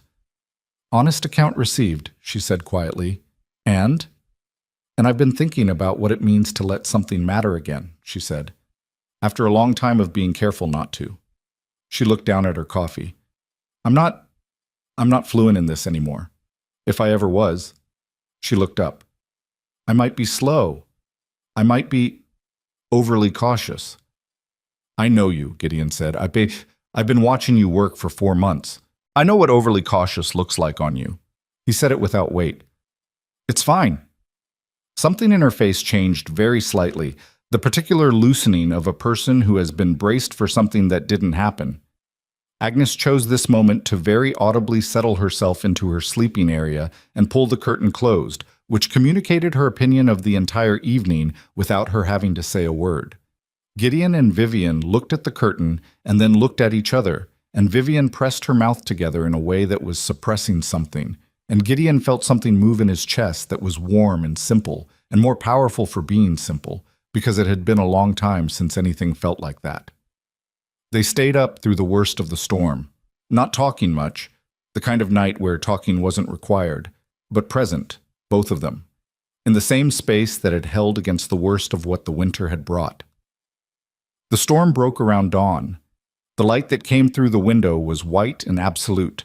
The world outside remade in snow, every surface covered, the familiar landscape replaced with something featureless and clean. The damage was visible even from inside. The collapsed section of the storage shed showed as a depression in the snow's surface, a sunken rectangle that would require work to address. Gideon stood at the window and assessed it with the systematic attention he brought to every damaged thing, cataloging what was lost and what was salvageable and what order the repairs needed to happen in. Beside him, Vivian stood looking at the same view. "It's fixable," she said. "Yes." "All of it." "Yes." He meant the shed. He thought they might both mean something larger. They went out into the white morning to see what had survived, and they went together, and that was different from all the other mornings that had come before. The damage was real. The south section of the storage shed was a write-off, the timber too compromised to reclaim a second time. One section of the west fence line had been pushed over by a drift of snow that had accumulated with a weight he hadn't accounted for. The nursery building had lost 2 shingles from its new roof. The main cabin was solid, the repaired sections holding exactly as well as the original, which told him something about his own work that he filed without ceremony. The orchard. He walked through it in knee-deep snow and checked each tree, and what he found made the shed damage recede in significance. The trees had held. Everyone he'd assessed as viable back in October was still standing, their pruned crowns shedding the snow weight correctly, exactly as a properly pruned tree should. The 3 he'd written off as dead were still dead, but no others. The orchard had taken the worst storm in local memory and come through it the way things do when they're properly prepared. He stood in the middle of the orchard rows in the snow and felt something that was not quite pride and not quite relief, but lived in the neighborhood of both. Vivian came to stand beside him. She looked at the trees. "You told me this one would make it," she said, putting her hand on the trunk of the tree he'd shown her in the November lamplight. The bark was cold and rough under her palm. "The first night I found you in here working in the dark. I knew it would." She looked at her hand on the tree. She looked at him. "How did you know?" "Because it had been fighting to grow for years without anybody helping it," he said. "Something that fights that hard for that long doesn't give up because of one bad winter." She was quiet. She was looking at the tree, but the thing she was thinking about wasn't the tree, and they both understood that. "I'm going to win this," she said. "The legal case, the fight with Voss. I need you to know I believe that, and it's not just optimism. My attorney's assessment, the community support, the documentation we've built. It's real. It has weight. I know it does. But it's going to get harder before it gets easier." She turned to look at him directly. "He'll make a move after this storm, something more aggressive than we've seen. He's been patient, and patient men eventually run out of patience." She paused. "I want you prepared for that." "I'm not going anywhere," Gideon said. We already covered that." "I know, She stopped. There was something in her expression that he rarely saw. Uncertainty, real and unmanaged. "I don't want to have taken something from you by pulling you into this. If it goes wrong, Vivian." He said her name the way she'd said his weeks ago, without ceremony, but meaning something by it. "You gave me 12 tins of formula and a contract with a fair wage and a purchase option on a property I've spent 4 months rebuilding. The only thing you've taken from me is the excuse to give up." He held her gaze. "I didn't want that excuse anyway." She looked at him for a long moment. The snow was brilliant around them, the morning air cold and still after the storm's violence, the orchard trees quiet in their rows. "All right," she said quietly. They walked back through the snow toward the cabin, and their tracks in the deep white surface ran side by side, parallel and close, and behind them the orchard stood in the hard morning light, every living tree still standing. 3 days after the storm, a rider came from town with a letter from Vivian's attorney. The Territorial Land Commissioner had issued a preliminary finding, earlier than expected, the attorney noted, possibly because the evidence was unusually clear, and possibly because the commissioner was not a man who enjoyed having his time wasted by manufactured claims. The finding was in their favor. Gideon read the letter twice and handed it to Vivian, who read it once and set it on the table and sat very still for a moment. Agnes appeared to look over her shoulder, read the relevant section, and said, in a tone that managed to carry considerable satisfaction in one syllable. He can still appeal, Vivian said. He can, Gideon agreed, but the appeal costs money, and it's public, and the finding is already on record. She was doing the calculation out loud, which she sometimes did when she was thinking, not asking for input, just running the numbers in a way that happened to be audible. If he appeals and loses again, which he will, the entire territory sees the record of him manufacturing claims against a widow to take her land. She looked up. That's a different kind of expensive. He might not appeal. He might not. She looked at the letter. He might also decide to escalate in a different direction, something outside the legal channels. Her voice was even. We should be ready for that. We've been ready for everything else, Gideon said. She looked at him, and for a moment, just a moment, the weight she'd been carrying since October was visible in her face, all of it. The 4 months of fighting and planning and holding things together by force of will, the years before that of running the ranch alone, the loss that sat underneath everything that she almost never let surface. It was there in her face, and she didn't hide it, and she didn't ask him to do anything about it. He just looked at her and let her be seen, which was sometimes the only thing worth doing. Then Agnes put coffee on the table between them, and the moment resolved into something more practical, which was how mornings tended to work, and they drank the coffee and planned the next 2 weeks of work, and outside the snow was already beginning to melt where the sun hit it, just at the south-facing edges, the first suggestion of something that was still a long way off, but was coming. It was coming. Conrad Voss filed his appeal in the first week of March, which surprised nobody. What surprised people was how quickly it fell apart. The territorial appeals process required a 3-person review panel drawn from commissioners across the region, and Voss had apparently calculated that his influence extended far enough to shape that panel's composition. What he hadn't calculated was that Vivian's attorney had spent the previous 6 weeks quietly and methodically documenting every instance of interference, the supply disruptions, the bank credit reviews, the manufactured encumbrance claim, the letter sent directly to Gideon referencing his infant son as a reason to abandon his contract. The documentation was thorough in the way that only months of careful, unglamorous record-keeping can produce, and when it was submitted as part of the appeal response, it painted a picture that was difficult to argue with because it was assembled entirely from facts. The appeal panel convened in Cedar Falls in the second week of March. Vivian attended with her attorney. Gideon stayed at the homestead because someone had to, and because Vivian had said, the night before she left, I need you here more than I need you in that room, which he understood to mean she needed to know the property was being looked after, and also that she needed the meeting to be about the legal argument and not about whatever the people in that room would make of him being there beside her. He spent the day of the hearing repairing the storage shed south section, which he'd been rebuilding since the storm using new timber sourced from a supplier in the next valley over, a supplier Voss had no relationship with, which had been the point. He worked steadily through a March day that couldn't decide between winter and spring, the temperature climbing toward thawing by midday and dropping back toward freezing by late afternoon, the kind of day that reminded you the season change was coming but wasn't there yet. Eli spent the day with Agnes and Cora, and at some point in the afternoon, Gideon could hear him through the cabin wall making the new sound he'd developed recently, a long descending vocalization that wasn't quite a word but had the shape of one, repeated with the patience of someone who is practicing something they intend to get right. He was 10 months old. He was pulling himself to standing on every available surface and occasionally, terrifyingly, letting go, balancing for 2 or 3 seconds before sitting down hard with an expression of surprise that suggested he hadn't fully anticipated the relationship between standing and gravity. Gideon listened to his son's voice through the cabin wall and hammered new boards into place on the storage shed and waited. Vivian came back at dusk. He heard the wagon on the road and set down his tools and went to meet her at the edge of the property, which had become its own kind of habit by now, meeting her at the road. She got down from the wagon, and her face told him before she said anything, not the controlled neutrality of someone managing bad news, but something looser, less armored, the specific expression of a person who has been holding tension for months and has just been told they can stop.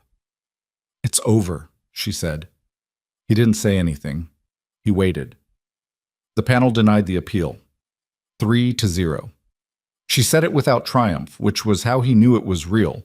She wasn't performing relief, she was just feeling it, which on Vivian Blackthorne looked like standing very still and breathing carefully. The encumbrance claim was ruled manufactured and without legal basis. Voss has been formally censured in the panel's findings for what they called deliberate procedural abuse. She paused. My attorney says he could pursue it further in federal court, but the censure makes that very expensive politically. He'd be fighting a finding that already called him a liar in official language. Will he? She considered it honestly, the way she considered everything.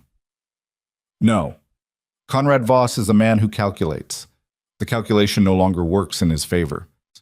She looked at the homestead behind him, the cabin, the rebuilt storage shed in progress, the nursery building, the orchard visible in the fading light. It's done. Gideon looked at the property too. 7 months of work. 7 months of cold and legal pressure and supply disruptions and a blizzard that had tested every structure he'd built. And underneath all of that, quietly, the other thing that had been building in the same period, which was not a structure anyone could see from the outside, but was no less real for that. Come inside, he said. Agnes made something.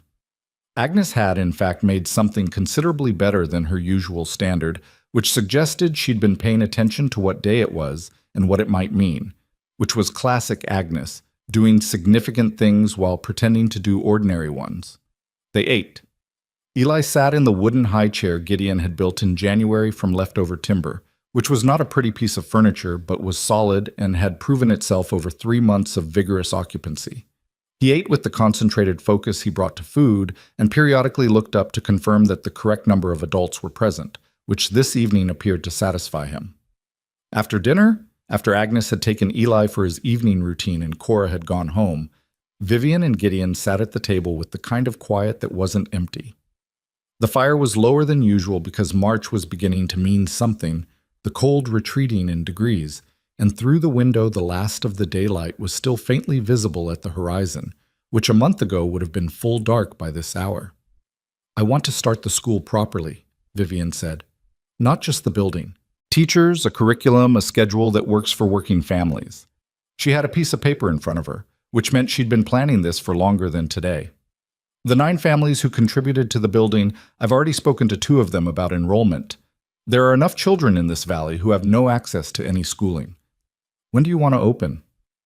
Fall. That gives us 6 months to finish the interior, find a teacher, get the word out. She looked at him. I'd like to name it. The school. What would you name it? She was quiet for a moment. The Harlan School, after the family that homesteaded this land. She paused. They built something here first. It seems right to remember that. Gideon thought about the original structure of the cabin, the careful work of whoever had built it in 1868, the level foundation, the precise corner joints, the quality of the original timber work that had made the restoration possible. People who'd known what they were doing, people who'd intended to stay. That's a good name, he said. She nodded. She looked at the paper, then she looked up. There's something else. She said it with the particular care of someone who has rehearsed this and is now discovering that rehearsal wasn't adequate preparation. The property, your lease, the purchase option. It has another 5 months on the contract term, he said. I know, but I want to... She stopped, started differently. I've been thinking about what the property becomes, with the school, with the orchard producing, with the work you've put into it. She looked at him steadily. I don't want to hold the purchase option over you for 5 more months as a contractual arrangement. I want to offer you the transfer now at the assessed value, with a payment structure that doesn't require you to have money you don't have yet. He was quiet for a moment. That's a significant concession. It's not a concession, it's what's right. She said it plainly. You've done what you said you'd do and more. The property is worth considerably more than when we made the contract. The difference in value is your work. It seems wrong to hold that over a technicality of timing. He looked at his hands on the table. The hands of a man who had rebuilt a roof in sleet, cleared a frozen irrigation channel, put up a building in a snowstorm, carried formula tins 12 miles through frost because his son needed to eat. The hands of a man who had arrived at this property with 73 cents and was now being offered a legal transfer of land. He was not going to make it about sentiment. That was not who he was or who she was. I'll need a lawyer to review the transfer documents, he said. Obviously, she said, and the payment structure needs to be in writing, the same plain language as the original contract. Already drafted. My attorney has the framework. He looked at her. She looked back at him with the clear, direct gaze she'd had since the first day in the store. The gaze that didn't flinch from what was actual. You had this ready before today, he said. I had it ready before the hearing, she said, because the outcome of the hearing wasn't going to change what was right about it. It just... She paused. It felt cleaner to tell you when the fight was done. Gideon was quiet. He was thinking about what it meant to own something. Not the abstract idea of it, but the specific weight, the responsibility of it, the way it tied you to a place and a future in a way that renting never did. He thought about Eli pulling himself to standing in the corner of this cabin, the baby's hands on the log wall of a building that might be his someday. He thought about the orchard in spring, the trees that had been fighting to grow for years without help, now properly pruned and fed and aimed at something. He thought about what it meant that none of this had required him to be anything other than what he was. There's something I want to say, he said. She waited. I'm not going to say it as a business arrangement. I'm not going to say it in exchange for anything. He looked at her. I'm saying it because it's been true for a while and it's not getting less true, and you said you wanted an honest account. She didn't move. She didn't hurry him. I love you, he said. Not dramatically, just as a fact delivered with the same directness she brought to her own facts. I don't know what you do with that. I don't have expectations about it, but I'm not going to sit across a table from you and pretend I don't. The fire settled. Outside, the last of the daylight finally gave out, and the window went dark. Vivian looked at him for a long moment, one of those moments that felt longer than it was, because it contained something that couldn't be hurried. He could see her doing what she sometimes did, the internal accounting, weighing something carefully, not because she doubted it, but because she'd learned that care was its own kind of respect for what mattered. Desmond died 6 years ago, she said, and for the first 2 I was just enduring, getting through. And then I was working, and the ranch was running, and I told myself that was enough. She looked down at her hands on the table. I'd stopped expecting to feel like this again.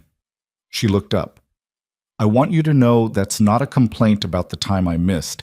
It's that I know the difference between what I was doing before and what this is. And I don't intend to waste it being overly cautious. He looked at her. That's the most words I've ever heard you say at once. She pressed her mouth together. Don't make it a habit. He almost smiled. She did. It was not a perfect moment. She was tired from 6 months of fighting and a day of legal proceedings, and he had sawdust in his hair from the storage shed repair. And Eli was in the next room producing his descending vowel sounds with what Agnes would describe as excessive enthusiasm. The fire was burning low, and the table between them was covered in legal papers and a week-old work log, and the tin mug he kept forgetting to wash. It was not perfect. It was entirely real, which was better. Spring came to the north slope the way it always does in the high country. Reluctantly, in fits, 2 warm days followed by a return of cold, the snow retreating from the south-facing slopes first and holding on in the shadows of the north-facing ones. But it came. By the first week of April, the irrigation channel Gideon had cleared in November was running with snowmelt, feeding the orchard root systems with a consistency that the previous 4 years of neglect had denied them. By mid-April, the first buds appeared on the trees he'd pruned in the fall, tight and tentative, but there, And by the end of the month, the orchard was in a bloom that nobody in Cedar Falls could quite believe given what the trees had looked like 7 months ago. People came to see it. That was the thing that Gideon didn't anticipate and couldn't quite explain. Word spread the way word spreads in a small territory, through the families who'd contributed to the nursery building, through the people who'd followed the legal case in the territorial paper, through the particular network of working people who don't often have a story that goes their way. A ranching family came on a Sunday afternoon in late April and stood at the edge of the orchard and looked at it in bloom, and the wife said something quietly to her husband, and the husband just nodded, and Gideon watched from across the property and didn't go over because some things didn't need to be explained or managed. The nursery and school building opened its doors in early May, 6 weeks before the formal fall schedule, because 3 families asked if their children could simply be there during the days, and there was no good reason to say no. A young woman named Ruth Calloway, no relation to the mine, came up from the lower valley with a teacher's qualification and a practical manner that immediately satisfied Agnes, which was the relevant bar.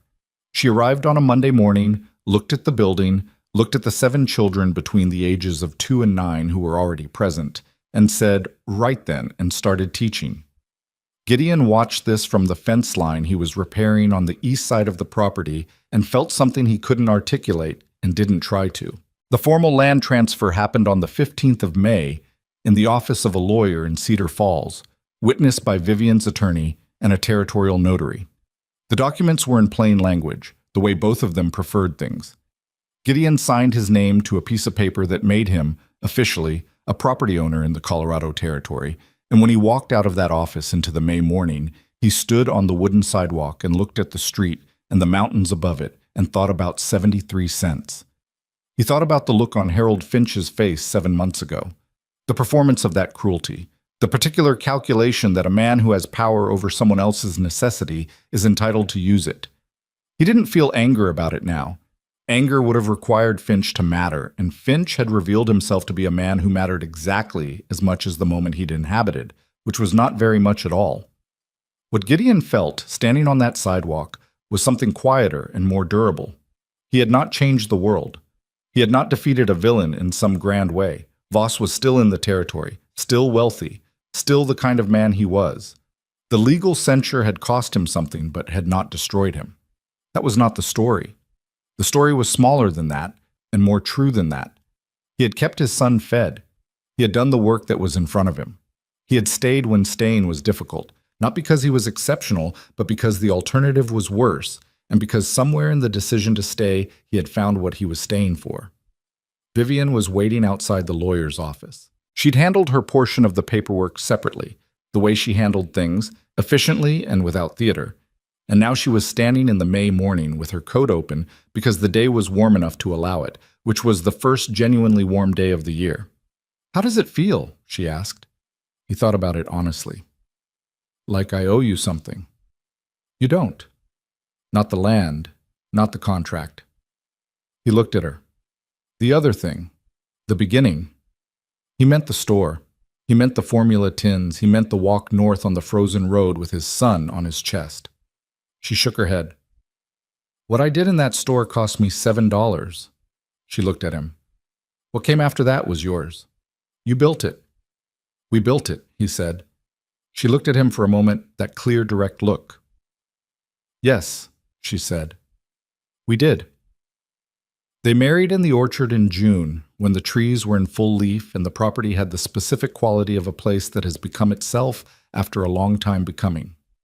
It was a small ceremony because that was what both of them wanted.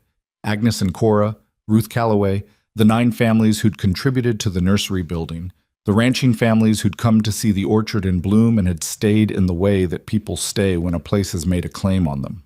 Tom Alder came from town, still with his expression of permanent witnessing.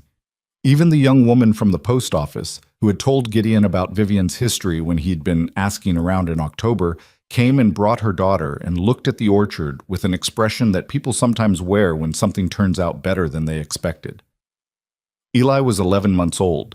He wore a small wool jacket that Agnes had made without telling anyone she was making it, and presented that morning with the matter-of-fact confidence of someone who had decided the occasion required this and had acted accordingly. He walked, 2 steps, 3, 5, on the grass between the orchard rows, his arms out for balance, his face doing the thing it did when he was attempting something at the edge of his current ability. Serious, concentrated, and then suddenly, when it worked, lit up from somewhere inside with a joy so unfiltered and complete that everyone nearby felt it land. Gideon watched his son walk across the orchard grass and did not try to manage what he felt. He had spent a year learning to stop doing that. The little dented milk tin, the formula tin that had been the object in Harold Finch's store, the thing that had marked the low point, the thing that Vivian had quietly purchased, and that Gideon had kept without quite knowing why, sat now on the kitchen windowsill of the cabin. Not as a display, not as a lesson he reminded himself of on difficult days, just as an object that had been there so long it had become part of the furniture of the place, the way objects do in houses that have been lived in long enough to accumulate their history into ordinary things. When people came to the homestead, and people came more often now, the nursery families, the school parents, neighbors who'd become something more than neighbors, they sometimes asked about it, what it was, why it was there. He never had a clean answer, which was true to the thing itself because the answer wasn't clean. It was about a morning in October when he'd had 73 cents and a hungry baby, and had walked into a store and had his lowest point witnessed by strangers, and one of those strangers had chosen to look at what was happening rather than away from it. It was about the particular uncelebrated bravery of that, of not looking away, of doing the thing that was right when it would have been considerably easier and more comfortable to study the floor. It was about what came after, which was not a transformation or a rescue, but simply an ordinary sequence of days in which two people chose, repeatedly and without fanfare, to do the work that was in front of them, and to stay when staying was hard, and to be honest when honesty was inconvenient, and to trust that building something real, something that could take a blizzard and hold, was worth every bit of the effort it cost. It was about Eli, who had grown from a baby who could not hold his own head up into a child, who walked across orchard grass in a wool jacket made by a woman who would not admit to being sentimental, in a place that had been falling apart when his father first saw it. It was about the fact that none of this, not the land, not the school, not the orchard in bloom, not any of it, would have happened if one woman in a cold general store had calculated that it wasn't her problem and had gone back to examining the dry goods. Gideon had thought, in the early months, that Vivian had saved him. He had carried that framing for a while because it was the most available frame, and he had later understood it was wrong. She had not saved him. She had offered him the materials and the conditions, work, fair wages, a contract in plain language, 12 tins of formula on a shelf. What he had done with those materials was his own. The building was his. The staying was his. The love was his, given freely, not in debt or gratitude, but in the clear understanding of who she was and what they had made together. And she had not saved him. She had looked at a man being humiliated in a store and had refused to look away, which had cost her $7 and had changed everything, which is the particular mathematics of small, courageous acts. They cost almost nothing, and they compound in ways you cannot predict, and they change the lives of people you do not yet know, and they ripple outward into futures that exist because of a single moment of someone deciding to be present rather than comfortable. The school was full by fall. Ruth Calloway needed an assistant by winter, which she stated as a fact without editorializing, and found one in the daughter of one of the original 9 families, a young woman of 17 who turned out to be gifted with the younger children in a way that nobody had known until the situation existed for it to become visible. The orchard produced its first full crop that autumn, not the volume it would produce in subsequent years, but real fruit, enough to fill the root cellar and supply the school's kitchen and send baskets to the families who'd been there from the beginning. Gideon spent a morning harvesting with Vivian and 2 of the neighboring ranchers' families, Eli on someone's hip for most of it, because he had recently developed very strong opinions about being set down, and the orchard smelled of late sun and ripening fruit and something that had no name, the smell of a place that is alive and being used and fully itself. There were still hard days. That is the honest accounting. There were days when the weight of what had been lost, Martha, whose absence was a permanent shape in Gideon's life, a space nothing filled, was heavier than others. There were days when Vivian's composure cracked in private in the way that strong people's composure does when they finally allow themselves to be somewhere safe. There were financial pressures that didn't vanish because the legal fight was won. There were structural problems on the property that revealed themselves one by one, as properties always do, as though they'd been waiting patiently in line. Life did not become simple. People are not improved by hardship into simpler, cleaner versions of themselves. They are complicated in their pain and complicated in their joy, and they carry what they've lost alongside what they've found, and they are never quite finished, and that is not a flaw in the design. What they had built on the north slope of the Colorado high country was not perfect. It was a working ranch with a school attached and an orchard that had survived worse than most expected. It was a home in which a child was growing up knowing that he was wanted, and that the people around him showed up, and that the things worth having were worth working for, and that when someone is humiliated in a store, the right thing to do is to look at it rather than away. Eli would not remember the store. He was too young. He would grow up knowing only the homestead, the orchard, the school, Agnes's cooking and Cora's competence, and his father's calloused hands, and his mother's particular quality of attention, that clear and unhurried way she had of looking at whatever she was looking at. He would grow up in a place that had been broken and was rebuilt. And the rebuilding was part of the place's character in the way that healed breaks are part of the character of a bone, stronger there sometimes than it had been before. He would learn the story later. He would hear it in pieces, the way all family stories are told. An aside here, a detail there, Agnes's version, which was mostly disapproving of everyone, and somehow made them all sound heroic anyway. He would hear about the store and the tin on the windowsill and the frozen road and the orchard in November lamplight. And when he was old enough to understand it, what he would understand was not that his father had been saved by a wealthy woman or that his mother had rescued a poor man, because neither of those stories was true. And both of them missed the point. The point was that someone had looked. In a room full of people who were examining the floor, one person had looked at what was happening and had not looked away, and everything that mattered had come from that. Not from wealth or circumstance or any arrangement of fortune, from the simple, repeated, unglamorous decision to be present, to show up, to do the work, to stay. That was the inheritance Eli Hale carried out of that orchard and into his life. It was enough. It was more than enough. It was everything.